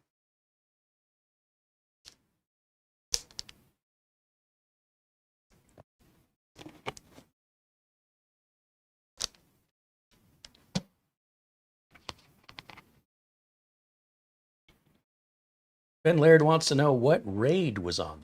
I have no idea. This had a couple of add-in cards that ASUS gives you, one with the motherboard, and I guess they had an additional one. And you put 4 NVMe M.2 drives in the card, and then the card slides in. And then I guess you can configure it as a RAID array, but because the system wasn't booting when we got it, we took the cards out and gave the cards back to Patrick because he needed the stuff that was on them. I never was able to boot it up with those cards installed to determine what RAID was utilized, if any. I don't even know.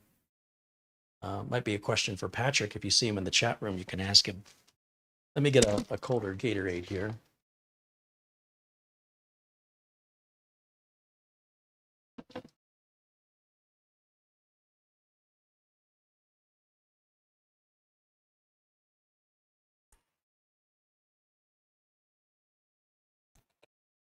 So I want to say, as I recall, the EPS power connector, I believe, was this top one. Let's see.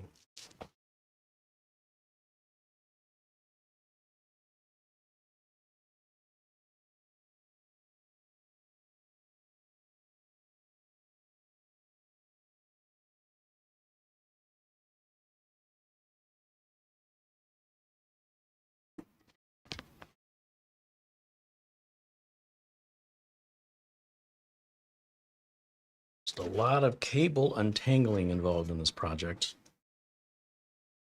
I think what I want to do is wrap up some of these cables we're not using. So I've got this loop of wire ties here. And that's good for temporarily keeping some of these cables out of our face. Set this one over here, get it out of my face.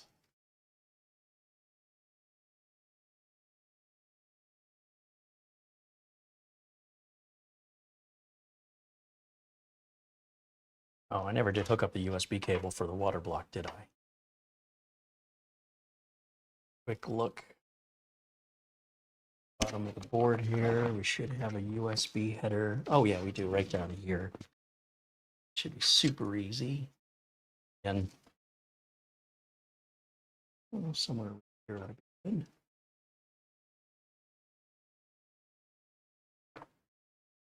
The other side.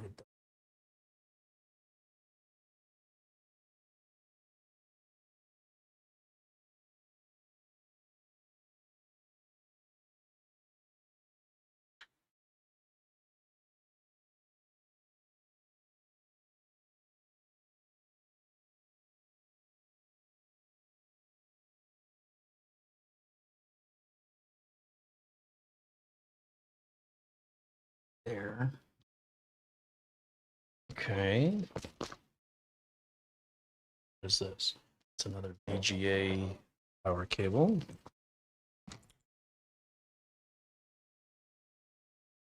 SATA power cable.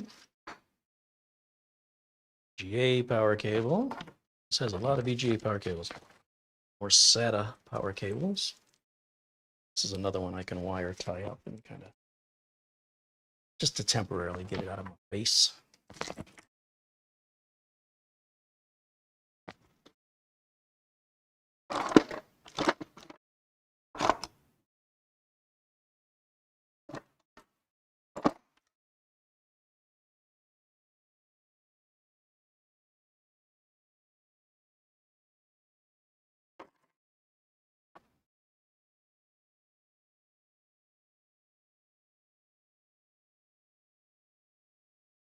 There's just so many cables on here. Normally, like if it was my build, I would just remove the modular cables we're not using and add them later if and when I needed them. But I certainly understand wanting to keep all the modular cables with the computer at all times so that when the day comes and you need them, you don't have to go looking for wherever the heck they got placed.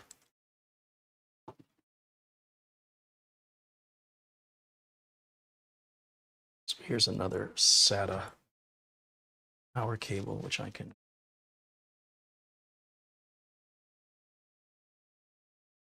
just hold it up out of the way.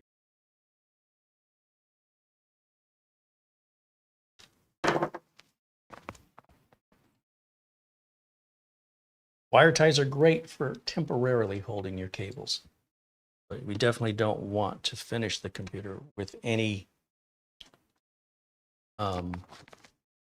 zip ties left inside. Okay, so we have two EPS power connectors here. And we have 3 more power connector places to plug in, one below the big 24 pin, one above it, and then one up by the diagnostic LED. So I think I'm going to reference the motherboard manual here. So I definitely don't want to get those wrong. I'm pretty sure they're kind of important.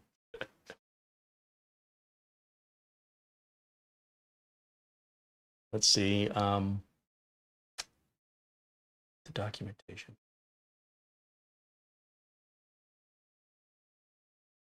Oh, it's right here. Very good. All right, let's see what this motherboard says. Okay, the one up in the top right corner is number 5. Oh, power connectors, great.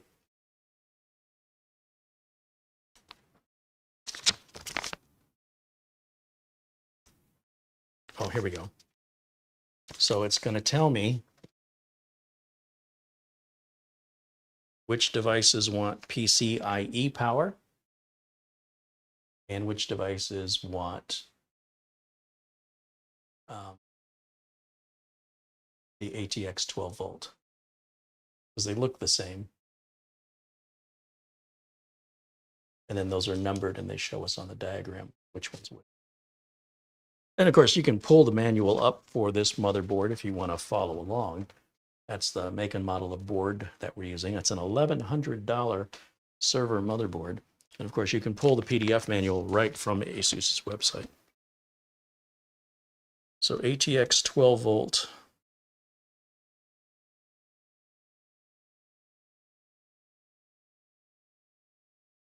Okay, so it's telling me the EPS connectors are the ones up in the corner. These all the way up here. And then the ones below the power connector, those are just regular PCIe power.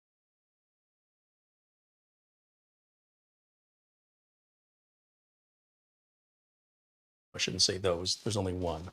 Okay, so that makes sense. It's all starting to come back to me. I'm remembering how I took it apart. It's like, oh yeah, I remember that. So CPU power, you can run that through here. Yeah, here. Plug it onto the board with the clips facing down, which is so weird.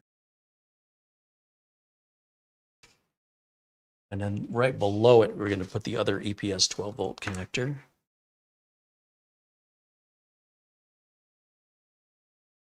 And that one, how am I going to? Again, the clip goes towards the inside of the board, even though the large 24-pin connector below it has the clip on the outside. Completely opposite. No consistency there. Very strange.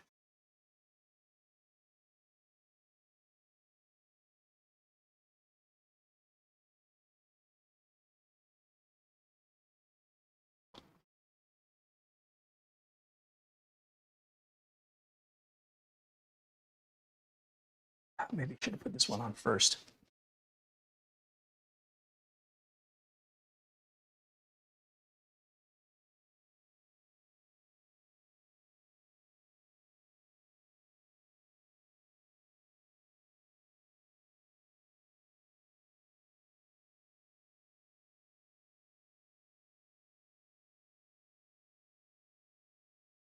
Gotta turn this away from you guys so I can get a better angle on it.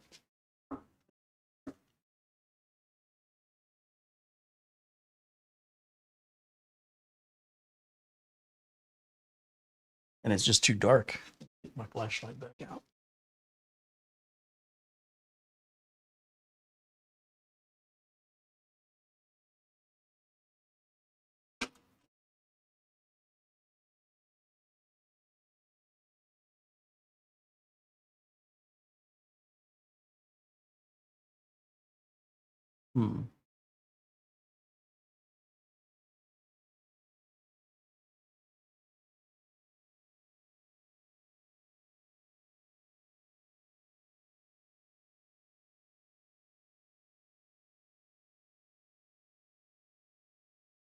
So close. I think I need to take this other one off. It's just in the way.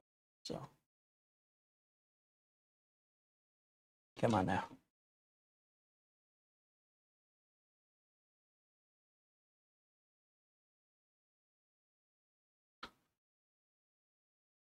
It's just a whole lot of cables in a little tiny corner.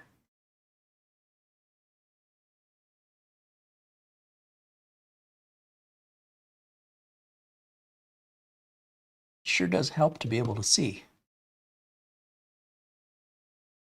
It's definitely making a difference.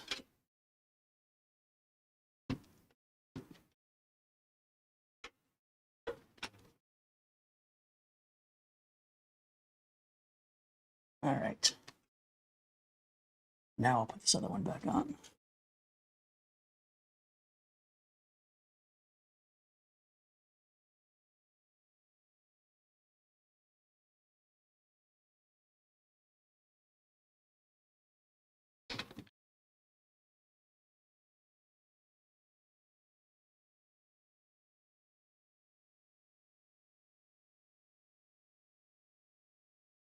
Okay.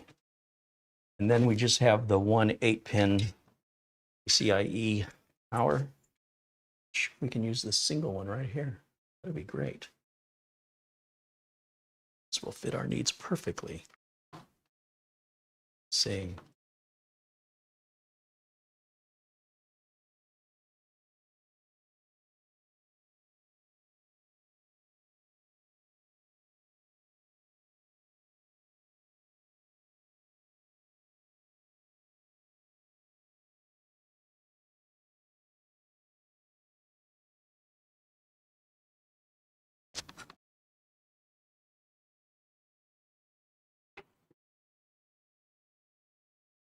And this clip goes the opposite way. It goes towards the edge of the board instead of towards the inside of the board.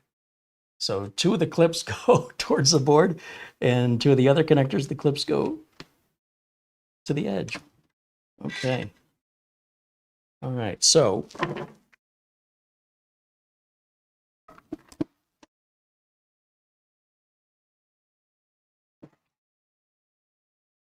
that's what it looks like now. And I still have these 2 additional graphics card power connectors, which I am going to zip tie up out of the way so it stops dragging. It's grabbing my microphone cord. It's grabbing stuff on my desk. It's like having a little octopus sitting up here, just a very curious octopus wanting to get its tentacles on everything.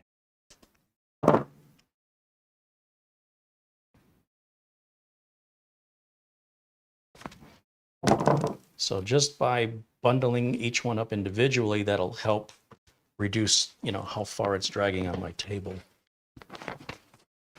Bench. Yep, snagging my microphone cable every single time. Let's see.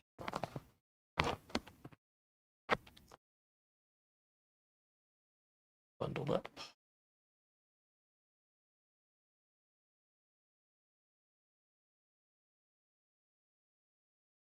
Now for right now, I don't need these other two GPU power cables, so I will tuck them in under the shroud just to get them out of the way. That one, and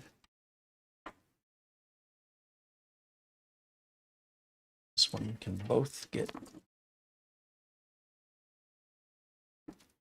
put away for now. Visit those later on. What are these two? Still two more cables I have. What are these?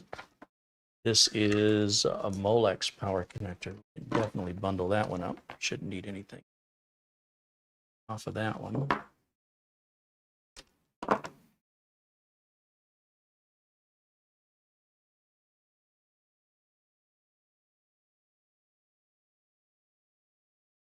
And we can tuck this one under the shroud as well. SATA power can go under the shroud. That SATA power can go under the shroud. All right. And that leaves us with one SATA power cable, and we can use this to plug into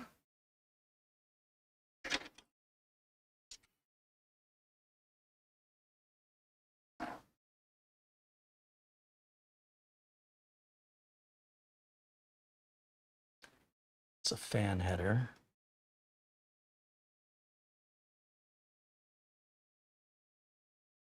Where am I going to plug all these fans in? We have 3 fans to plug in, and fan headers on this board. I've got 2 down here. Still need a third one though. Oh, I can go right there.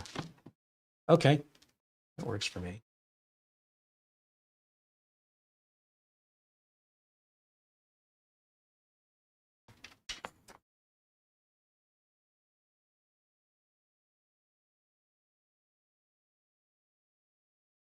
So we'll take the top fan and we'll plug it in. Oops. Slip through my fingers. Plug that one in. This fan header here. And then we've got 2 more fan headers down here, so we can take the other 2 fans. This is the, if that was the top fan, and this is the bottom, where's the middle? Oh, that one came with the case, so they routed the case.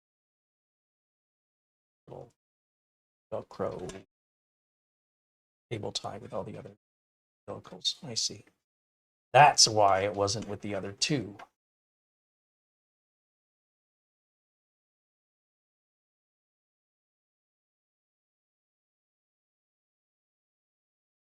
Oops.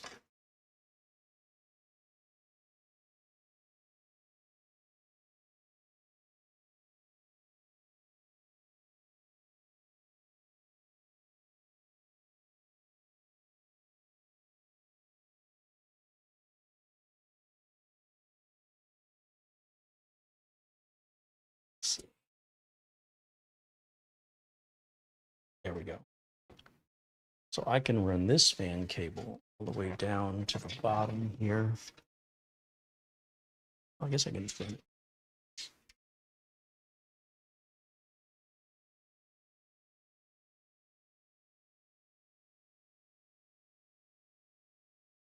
That one there. And this last one.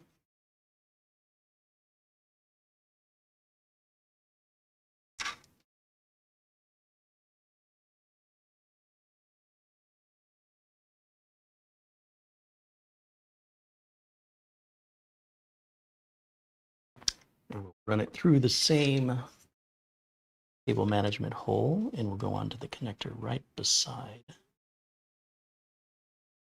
Those 2 together. like that.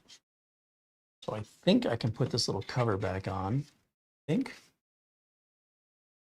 I think I can.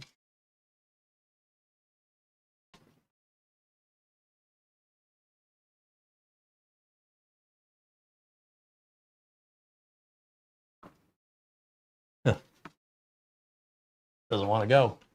Cables are really pushing up against it. Come on now.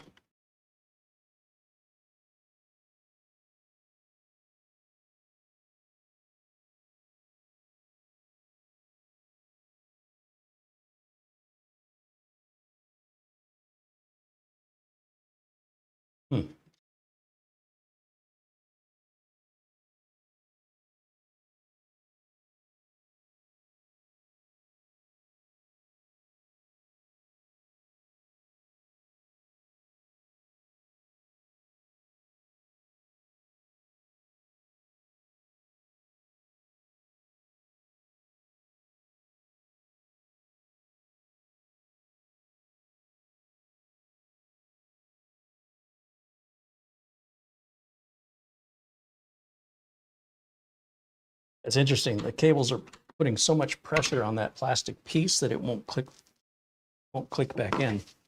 But I can guarantee the screw will keep it in there.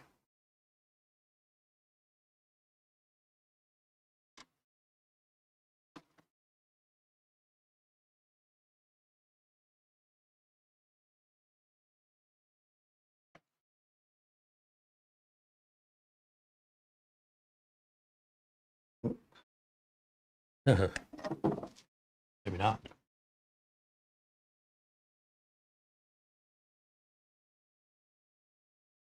Trying to see where the pushback's coming from.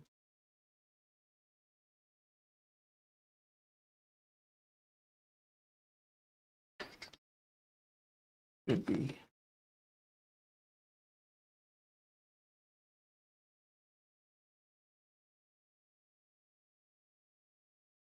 Be happy right there.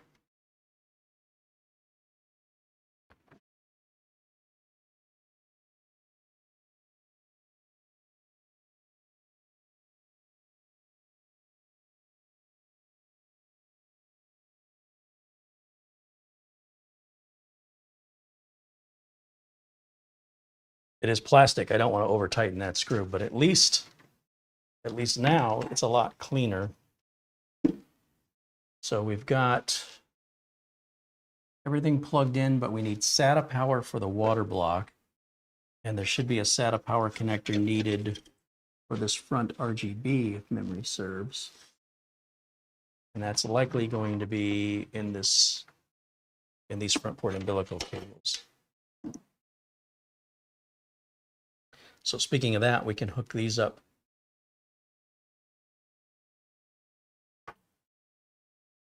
What's this? Front audio. So that's going to go under there.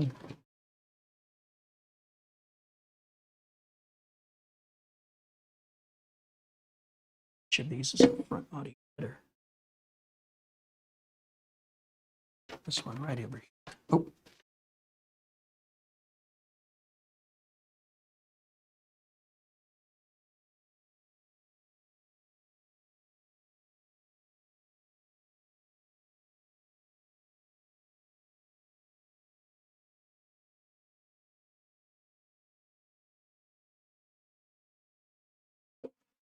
It helps to be ambidextrous.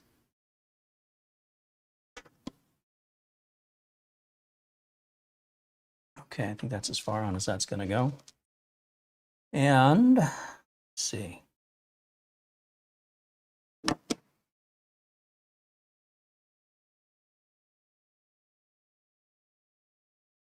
Front USB 3. And that can go, I think that can go on the bottom as well on this board.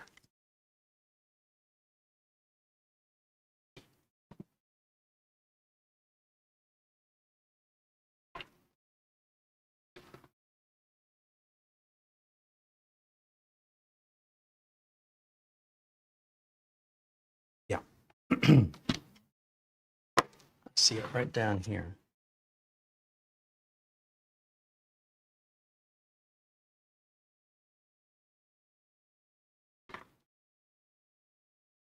Oh, maybe not.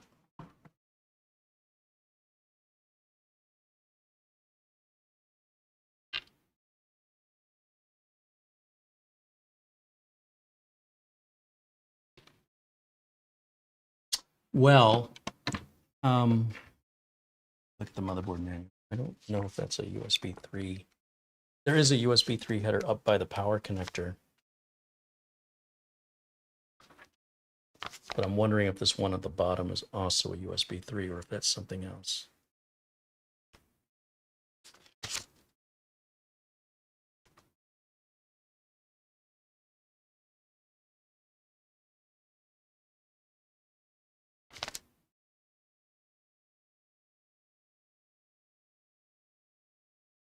Oh, it's something else. Okay. Well, never mind then.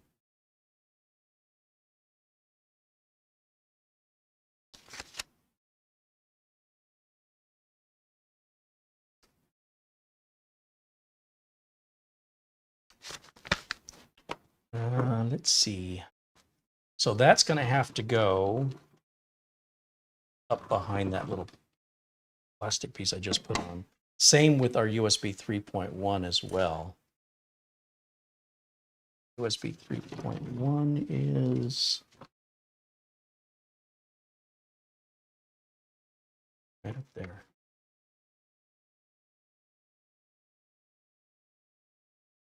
You know what? I'm going to postpone putting that on for right now. I think what I'd rather do right now, see, this is an ARGB header.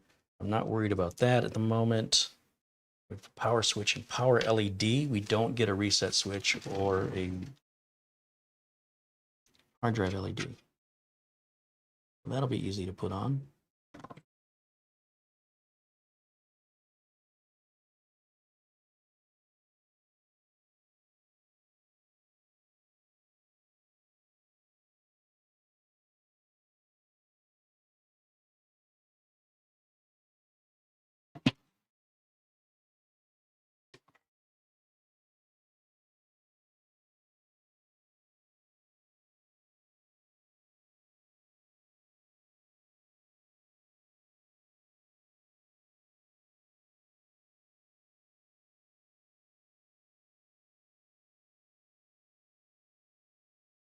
I think that's in the right place.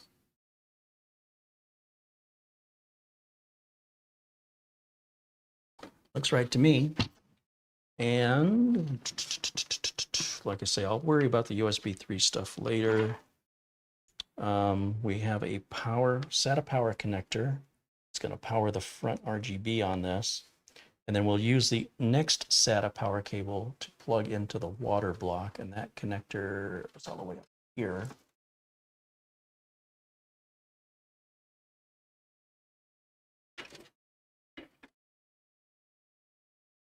Well, that is not happy. I got to reroute this cable because it's way too short. The way it's running around the other cables, it's eating up some of my cable length.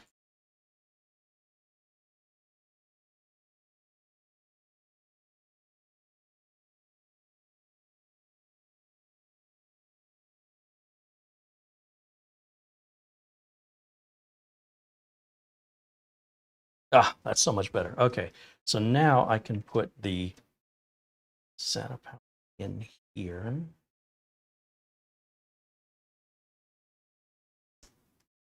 And then SATA power for the water block. Okay, it's a little messy right now, but let's try and make sure we get everything hooked up. Let's pull that USB through. The RGB, I can plug that onto the board later. That's all plugged in. That's plugged in.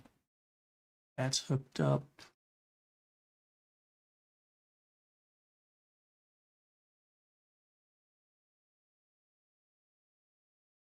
I'll need to get a little creative for the cabling around the wall. And need a GPU to put in here. So it doesn't really matter which of these slots we use for the GPU. So I'll probably go, oh, let's see, about 3 down, so not right up at the top.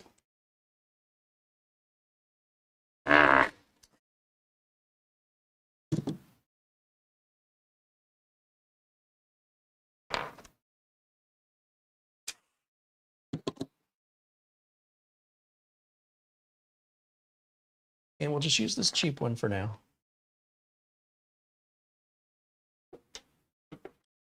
And if everything works, we can figure out what we're going to do to fix the GPU, replace it, or replace it. But I don't want to put the cart before the horse here. I think that's everything. Oh, I didn't hook up the rear case fan. Silly me.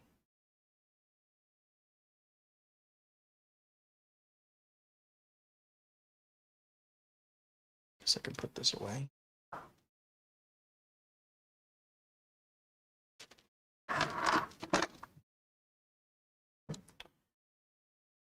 Rear case fan.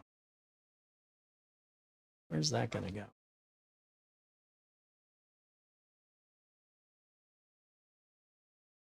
It's a good thing this board has a lot of fan headers because we're using a lot of fan headers.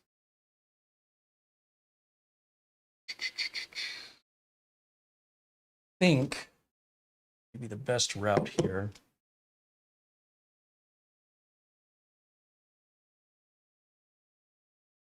is to go out up here in this top corner.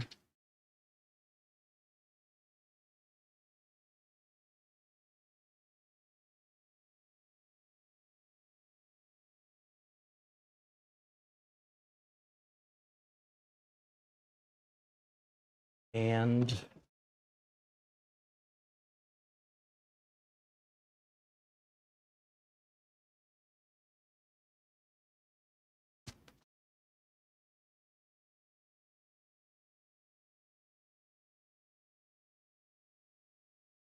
there is a chassis fan header all the way down here, which I think might cables. Case is very large, and it looks like we're going to come up about 2 inches short to go to that location. So what about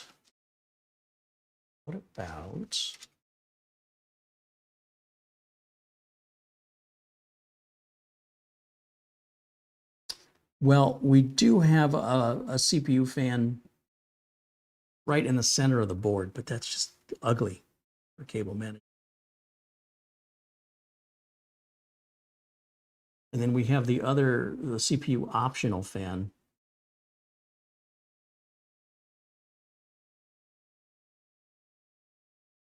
I'll tell you what I'm going to do, just so we can get this thing test fired.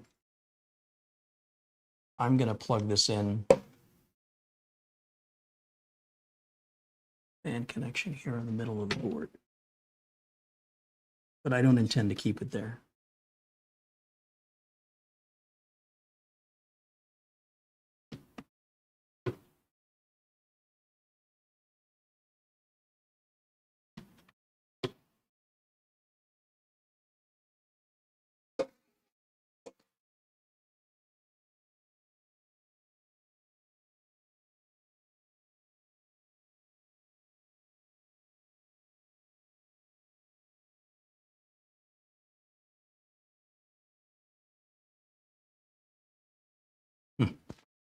Doesn't want to go on there.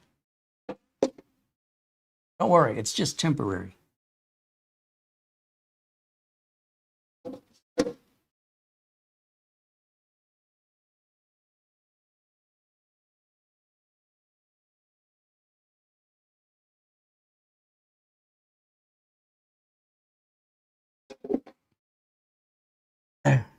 Need a little more elbow grease to get that on.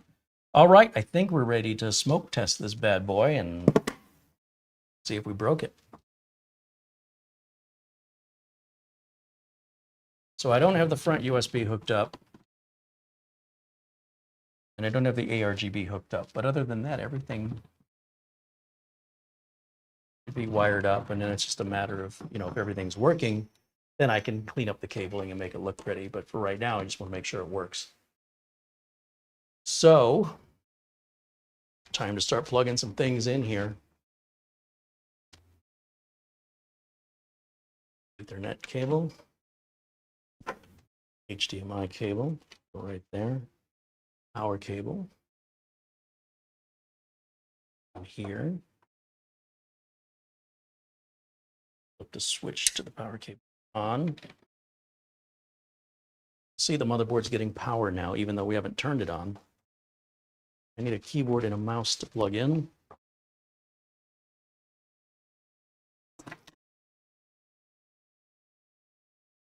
USB ports on the back, since I didn't have front ones.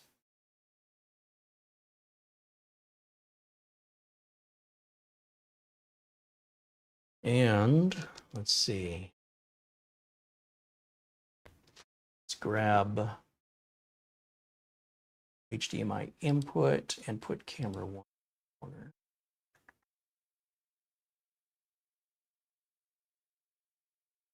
Power. I hear fans turning. Radiator fans are turning, front case fans are turning, rear case fan is turning. The screen on the water block is lit up.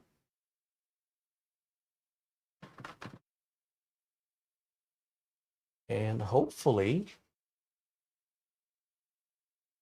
get a signal. I hope.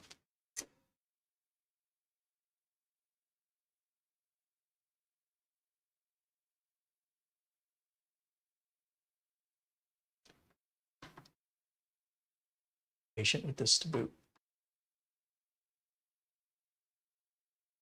Up on the top right, your top right, you're going to see the diagnostic LED flashing in red. See, that's how long it took to initialize. And now this should boot into the installation. I think I put Windows 11 on here on a brand new Western Digital 4 terabyte SN850X NVMe drive.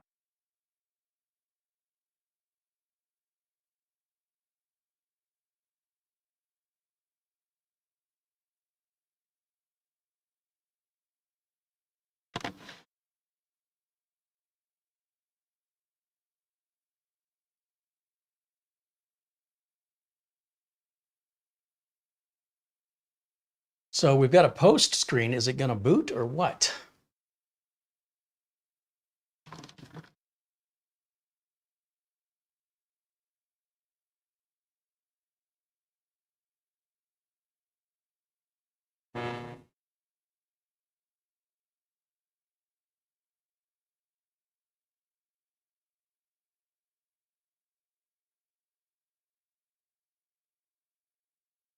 The diagnostic LED is still counting down like it's waiting to try to boot from something else. I don't know what it's trying to boot from. Eventually, it should figure it out. This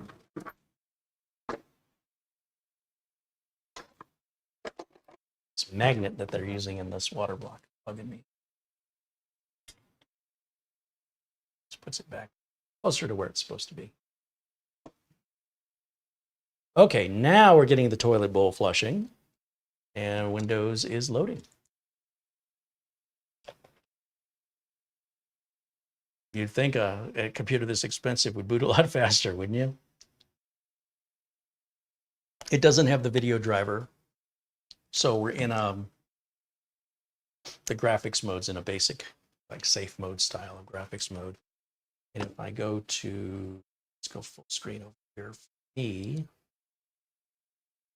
Can right click on the start menu and go to system. You can verify that we have Threadripper Pro 3995WX 64 cores, 512 gigs of installed RAM, and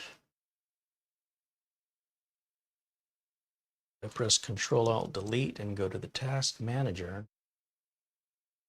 Go to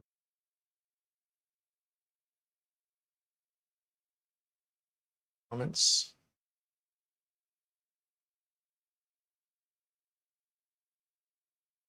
There are 128 logical processors, so 64 cores, 128 threads. Isn't that crazy?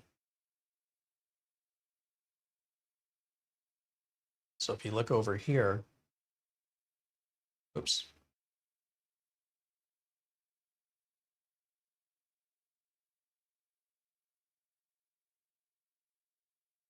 There's going to be 128 of these.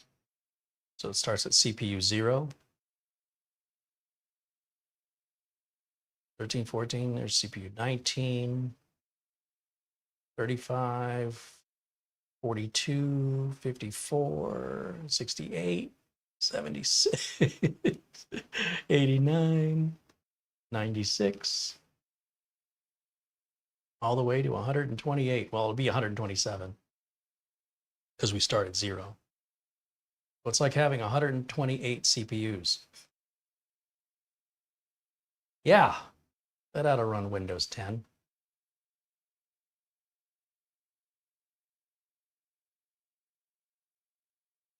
I'm going to go to Windows Update.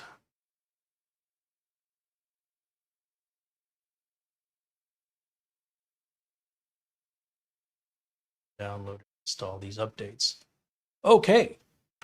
Well, I think that'll wrap it up for me for today because I'm starting to see double with all of the little detailed, intricate work in the dark. And I apologize, you guys didn't really get to see much of it, but I could barely see it myself.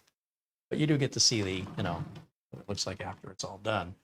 And of course, being successful with this means we can now pursue a solution for the GPU. That GPU is just in there just to make sure we can boot.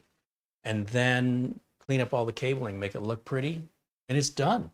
The glass panel back on this side, and then the regular solid panel once we get the cable management done. And it's going to be fantastic. Now, this motherboard did come with that add-in card, the NVMe add-in card, where you can put 4 NVMe's in. We could add that as well if we want to, expand the storage in this. Plus, there's still 2 more NVMe slots on the board we're not using. So that's stuff we could revisit at a later date if we want to. And yeah, if you guys have any questions for me, because I haven't been paying attention to the chat room with my head in the case, go ahead and there's a question you asked that I didn't see earlier. Go ahead and put your question in again, or any concerns you've got, and I'll do my best to provide an answer for you. Ben Laird said part 3 is coming. Yeah, I'm going to have to get the GPU sorted out before there's a part 3, so that might be a while. It'll be a month. If I've got to package the GPU up and send it off somewhere, then they're going to need it probably at least a week, and then give it a week back and forth in shipping. We're minimum of 3 weeks. That's if I had somewhere to send it to today.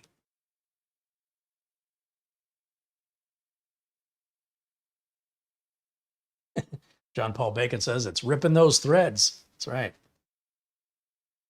Martin Hogg says, thanks, Carey. Great advice as always. I'll stick with Windows 10 in the meantime. Pageant Guy wants to know if I'm installing a Windows Server OS. No, I don't do that. That is, I don't have any experience with that, nor do I want any. So I will not be putting a Windows Server OS on there.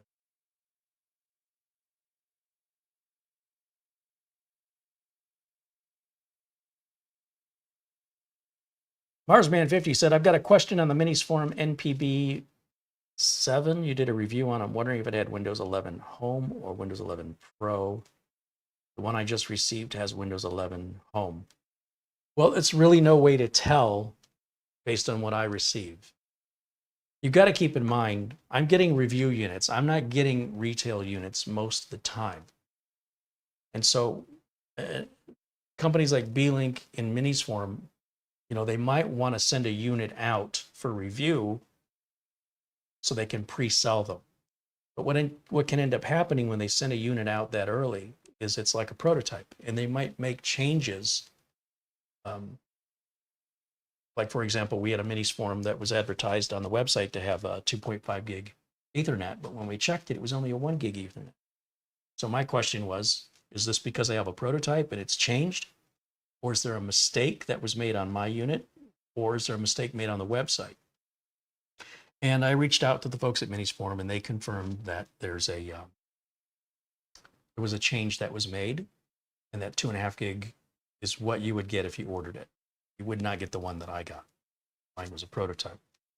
Now, there's really not any difference between Windows 11 Home and Windows 11 Pro from an end user's perspective, unless you're trying to log into a company server, or you want BitLocker, which does a really good job of slowing down your solid state drive speeds. I can't imagine why any home user would want Windows 11 Pro. It doesn't give you anything useful to the end user unless you're in a corporate environment. So in that regard, I don't really think it matters. I'm not even sure why you would care. Windows 11 Home and Windows 11 Pro essentially do all the same things. It's just like two or three things that involve corporate level stuff. So I don't know why it would make any difference to you, honestly.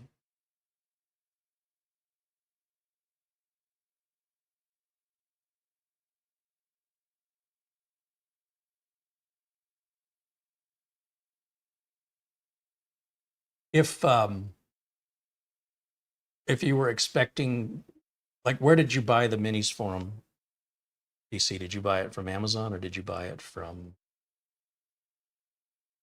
Minis Forum directly, or from another third party? Because I would go back to where you bought it and read what the page says. It'll say what CPU it's got, what RAM it's got, and what operating system it's got.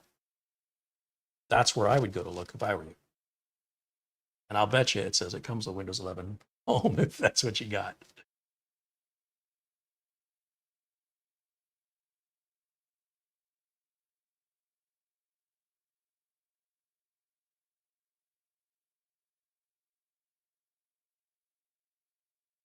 I'm just scrolling through the chat to see if there's anything else missed.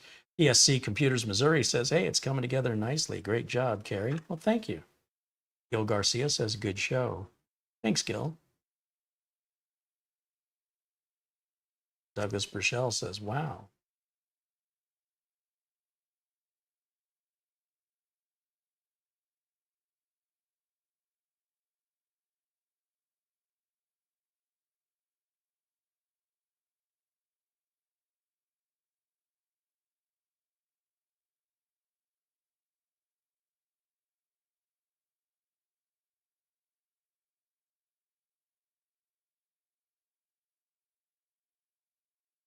Sean Flynn says, what kind of user is this being built for? Go back to the beginning of the video. We talk all about that. This isn't a build. This is a repair. Peter VZ contributed €1 in Super Chat earlier. I missed that. Thank you, Peter.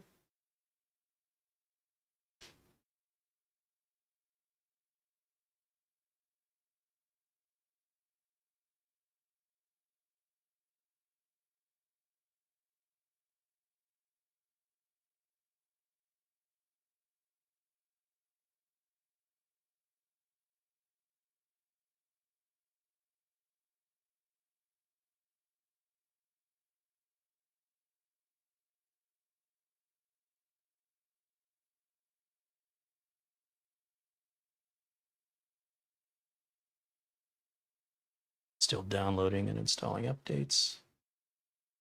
Ben says that's a hell of a repair. Yeah, agreed. That's why I wanted to do it. Seemed pretty cool to me. I like the subtle RGB on the front there. I like to leave it the orange color. Black and orange are the BeQuiet colors. It also ties in well with Halloween. Marsman50 says, I got it through your Amazon link on October 26. It was with 32 gigs of RAM and an i7 with a 1 terabyte drive. So again, is there a particular feature or benefit that Windows 11 Pro has that you need? If you go back to the Amazon link, the same link that you used, go back to that page or just go to your Amazon account purchase history and click on the computer you ordered and read what it says on the page. I'll bet you that it says it comes with Windows 11 Home, but I'm just curious why you need Windows 11 Pro. You just want it?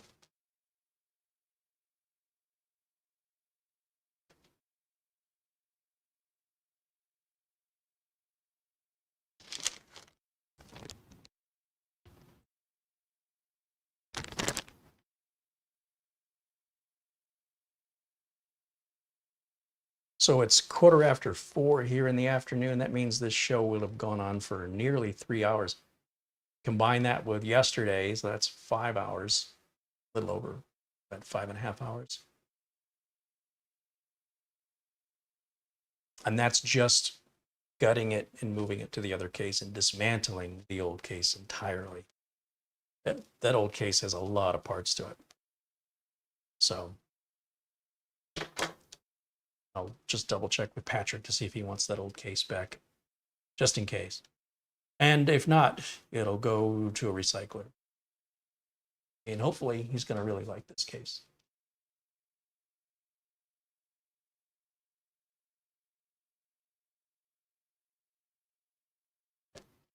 Peter said, that's a lot of hours. Well, that doesn't even include the initial. Were there 2 videos I think I did in the repair? There was an initial diagnostic, and I ordered a new board, and then when the new board came in, we went through the whole process of replacing the board. Once we got it, back alive again, and we were able to verify the GPU was bad, and get the storage drives back over to Patrick that he needed, we probably have. Well, I could go back and look, but I think each of those videos is probably, let's just say 2.5 hours long. So 5 hours there, 5 hours here. I think we're 10 hours into it. We're not quite done yet.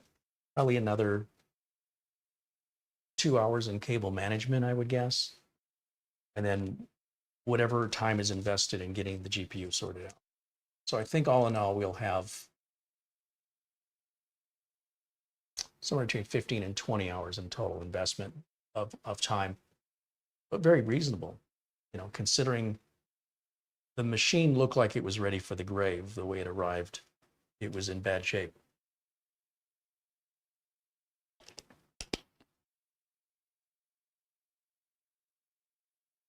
Farsman50 said, Windows Pro is just something I've been using for the last 25 years with other systems that I built for other people. Yeah, but it doesn't really make any difference. You know what I mean? Like it's nothing, it doesn't work any differently. And if you're not utilizing logging into a server or BitLocker, nothing changes. It's a psychological thing. But if that's a deal breaker for you, just send it back to Amazon. If it's been, within 30 days, just send it back. If it means that much to you to have it, even though the reality of it is it won't make any difference to its usability or functionality. But I'm sure if it came with Windows 11 Home, it was probably advertised with Windows 11. Sure of it. Can't imagine that they would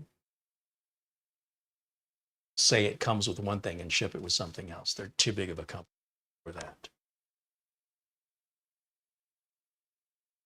But Windows 11 Pro doesn't give you any more access to anything. It doesn't make anything any faster.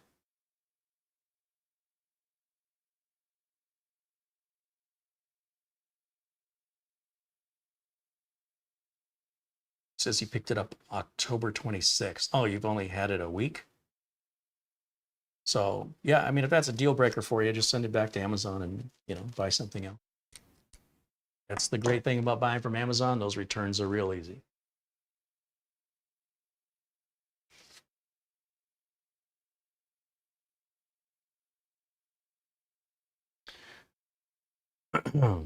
Martin Hogg says, what are the yellow balls with numbers? So next to the names of individuals in the chat room, you'll see a gold badge. And that shows they're paying for membership here, and they can enjoy the benefits of membership, which includes videos specifically and only for members. We do live videos every Monday at 1 o'clock that are only available for paying members. The number within the badge shows the minimum number of months they've been a member. So if you see the number 6, they've been a member for between 6 to 11 months. When they hit month 12, then that becomes a 12. So the way Amazon, the way YouTube distributes these badges is kind of wonky. There's sort of like a brand new badge that doesn't have any number. And I think it goes 1, 2, and then the next change will be at 6, the next one's at 12, and then the next one's at 24, and the next one's at 36. They don't go beyond that yet because the memberships haven't been around that long. So you can see how long somebody's been a member here by the number that's on displayed on the badge next to their name. And it's because of those contributions and those memberships that we're able to make as much content as we can without just making commercials for large companies. Large companies will offer thousands of dollars to content creators to make reviews that are really just advertising commercials. And it's very misleading, but when you're watching content for free, you know, your choice is to watch it or not watch it. But I personally find it quite a despicable practice that people will say they're reviewing something when in fact it's not a review at all. It's a paid commercial. So if you've got a subscription, let's say you're watching a YouTube channel that's got over 1 million subscribers and they're reviewing something, in most cases, those are not actually reviews. Those are paid product ads. They're infomercials. And I think if your ad blocker really worked, it wouldn't let you watch those videos. And they make a lot of money doing that, by the way.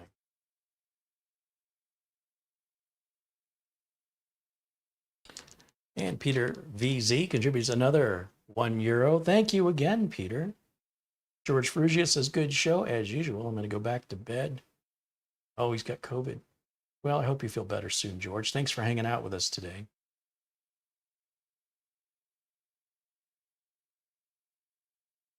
And you can see, even on a machine with this much RAM and 128 cores, these updates still take a while. Isn't that crazy? Of course, my internet isn't any faster. It's like getting in a Ferrari and get on the freeway at rush hour. You're not getting anywhere any quicker than anybody else. All right, well, I think that'll wrap it up. The chat room looks pretty quiet. So thank you once again for all of the Super Chat contributions. So let me shout out thank you again to Peter VZ, Avery Ramstorff, Rick Rubicet. Oh, I think I missed Rick's earlier with a €6 contribution. He says, it's been a while. Whoops. It's been a while, so time for a little gift. Still an amazing channel. Right on, Rick. I appreciate your kindness, your generosity. And thank you again to Mark Gaines and Weichman I7 for your super chats, as well as Barry Russ and Alvin Shaver, BLD0550, Ben Laird and David Graham. Thank you for Thomas MacT for renewing membership now on his 14th month of membership. And of course, Paul O'Brien, our friend Buster, watching us in Scotland. Dustin Fuller renewed his membership now on month 17. And of course, Gregory Howard, who kicked us off with that $20 super chat even before the show began. And then one more check of the phone. And I guess we can reboot this while we're waiting. Looks like it's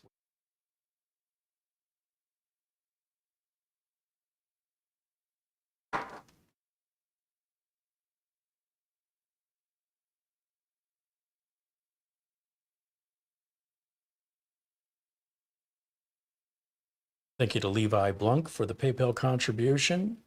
Our good friend Oystein watching us in Norway with a very generous Amazon gift card contribution. Avery Ramstorff with an Amazon gift card contribution.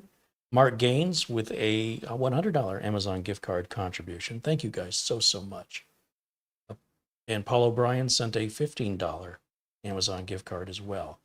So that, again, keeps me from having to hawk products from manufacturers and reading letting them put words in my mouth, quite literally, reading what they tell me to say, where I can be free to work on anything I want to work on, review anything I want to review, when I want to review it. I don't have deadlines and publication dates to worry about.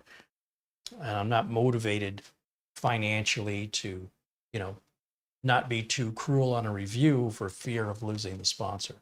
So by being financially independent, buying the products we actually want to showcase here on the channel, you can keep in mind how expensive that gets when one video once a day.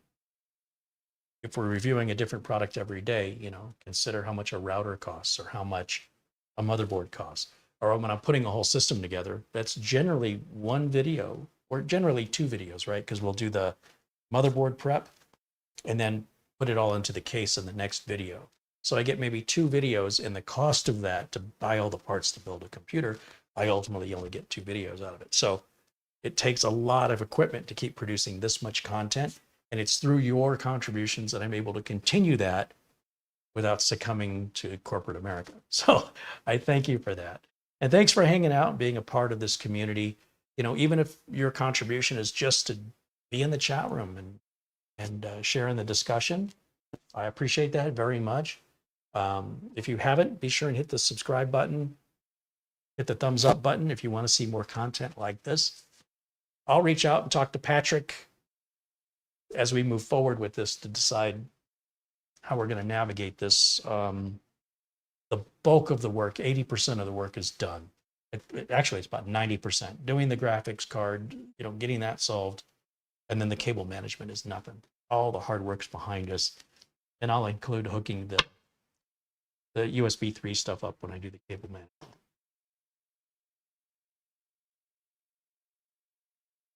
Let's see, we'll continue there. Skip.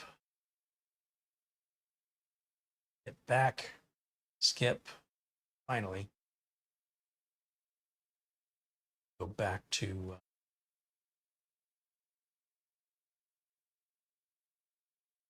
Windows Update and just see if there's any more updates we're missing here. You'll see it's not offering us 23H2 yet.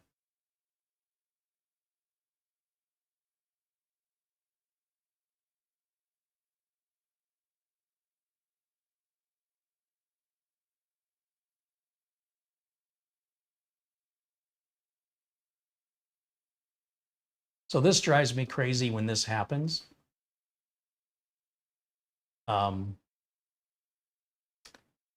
Really want that to say check for updates because these will come off automatically. And this one, this cumulative update preview might fail as well if it's already installed. So I'll just wait and see. This will self-correct, and it will, the check for updates button will come back if you're patient. Check it later tonight or tomorrow. If there's another way we can force it, there's a command line we can type. I'm just curious why that's sitting at 0%.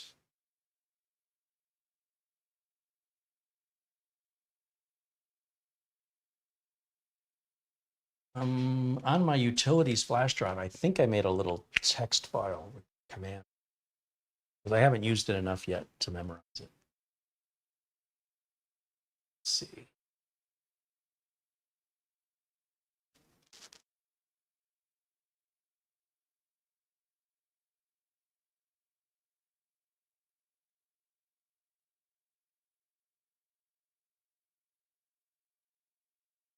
Yeah, maybe I didn't put it on here.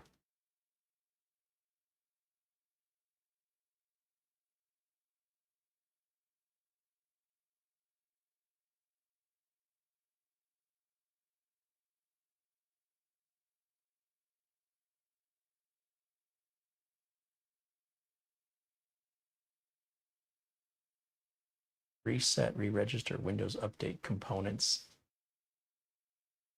No, that's resetting Windows Update. We don't. There should be a little text document in here for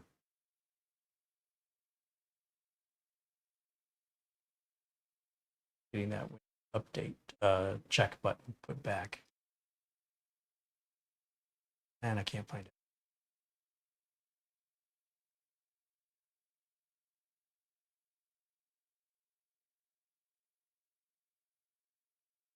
You know what? Let me correct this right now because that should be on this flash drive. I know I made a little text file. You know, I just put it in Notepad. Thought I copied it over.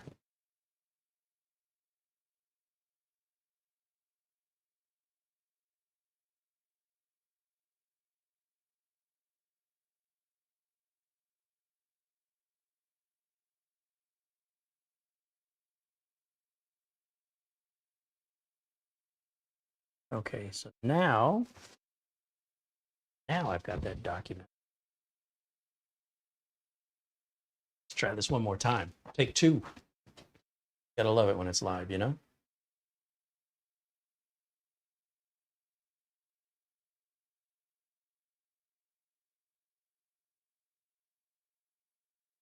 Oh, gotta use the right mouse, Carey.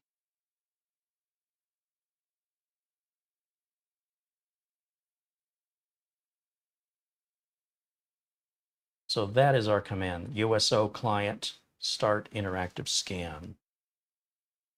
And what you'll do is just come down here, CMD. I'll run it as administrator. I don't know if you have to run it as administrator. Control V, enter. Back to Windows Update. You'll see it was just then it was checking for update. Whoops. Yeah. See how it's checking now? So that's a good little tip there from your Uncle Carey in case you're like me and you're impatient. You don't want to wait for it to self-correct.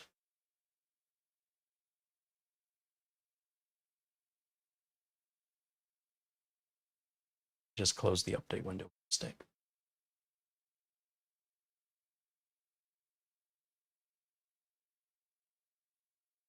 Windows 11 23H2 is being offered. Look at that. I'll put that command back up on the screen for you guys if you want to write it down.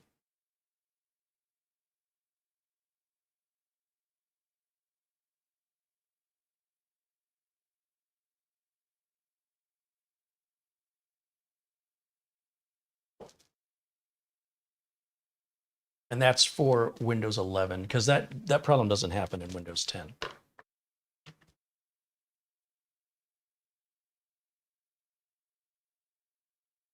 So it's downloading 23H2. Yeah, so Microsoft released 23H2 yesterday.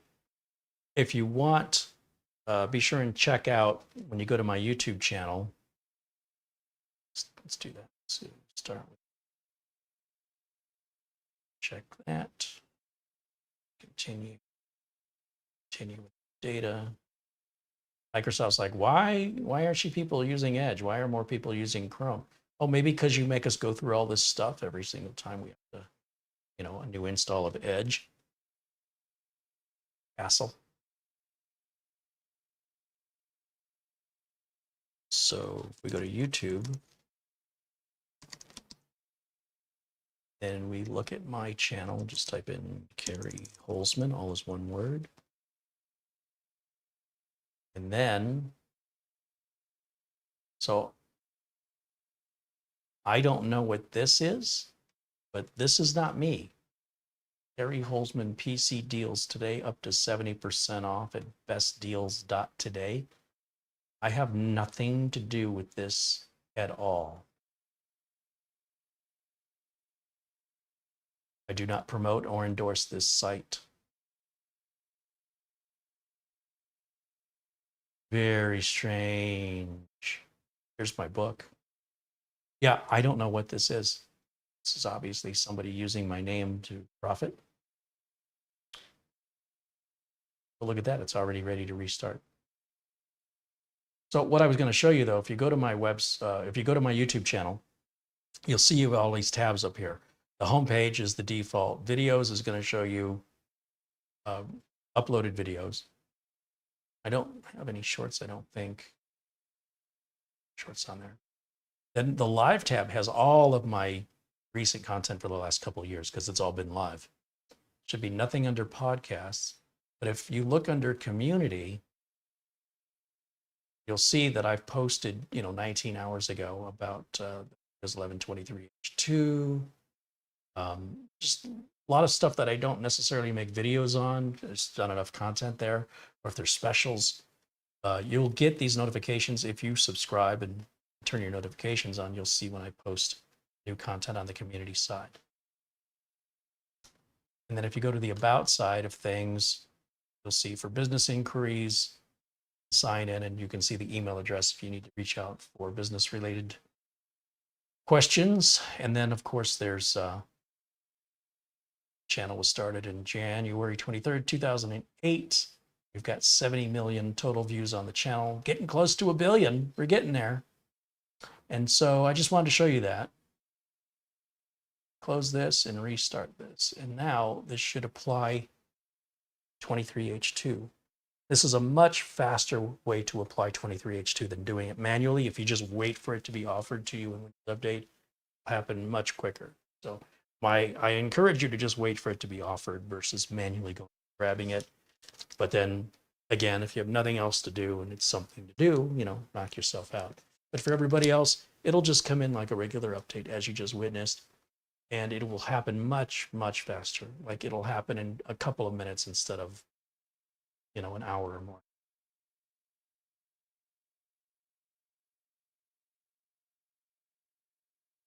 Diesel Doctor says it looks like a wiring nightmare. No, it isn't. It's mostly just the power supply cables. And those are modular. We could take them out, but this case is going to make the cable management very easy. This is nothing. It looks worse than it is.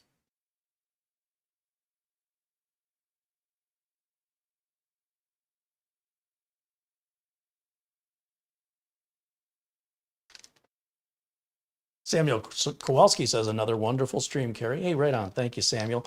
As you can see, we are just now getting through the post screen once again.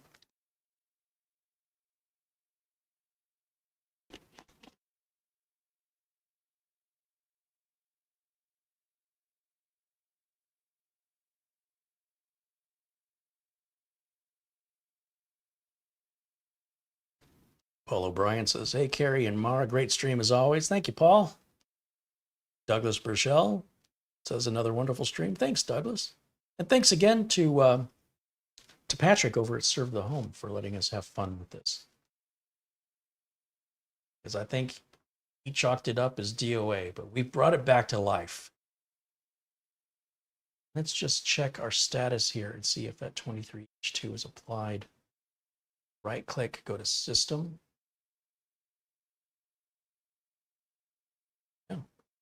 23H2, there it is. So we will check one more time. See if there's any other missing Windows updates.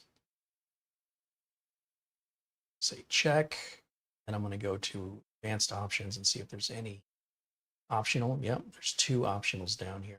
Don't like how Microsoft is hiding these.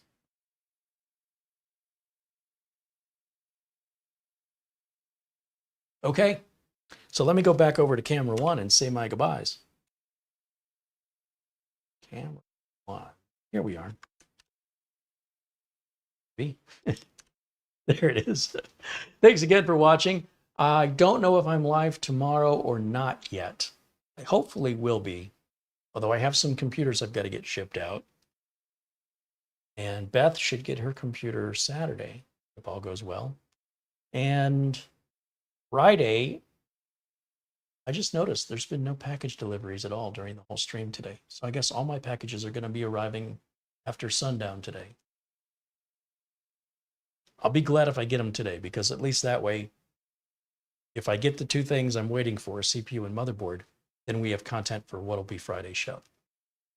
So I don't mind if they arrive late, as long as if they postpone it, if I get an update that says, oh, sorry, we're going to try again tomorrow, that's going to run it a little tight for me. So they will deliver up until 10 p.m. and it's only 4:30 here. So they still have 5.5 hours. So I'm not giving up hope. I'm also not leaving because I don't want that stuff sitting outside. So I will stick around here until those packages show up. Thank you for watching. Thank you for supporting the channel and just being the cool folks that you are.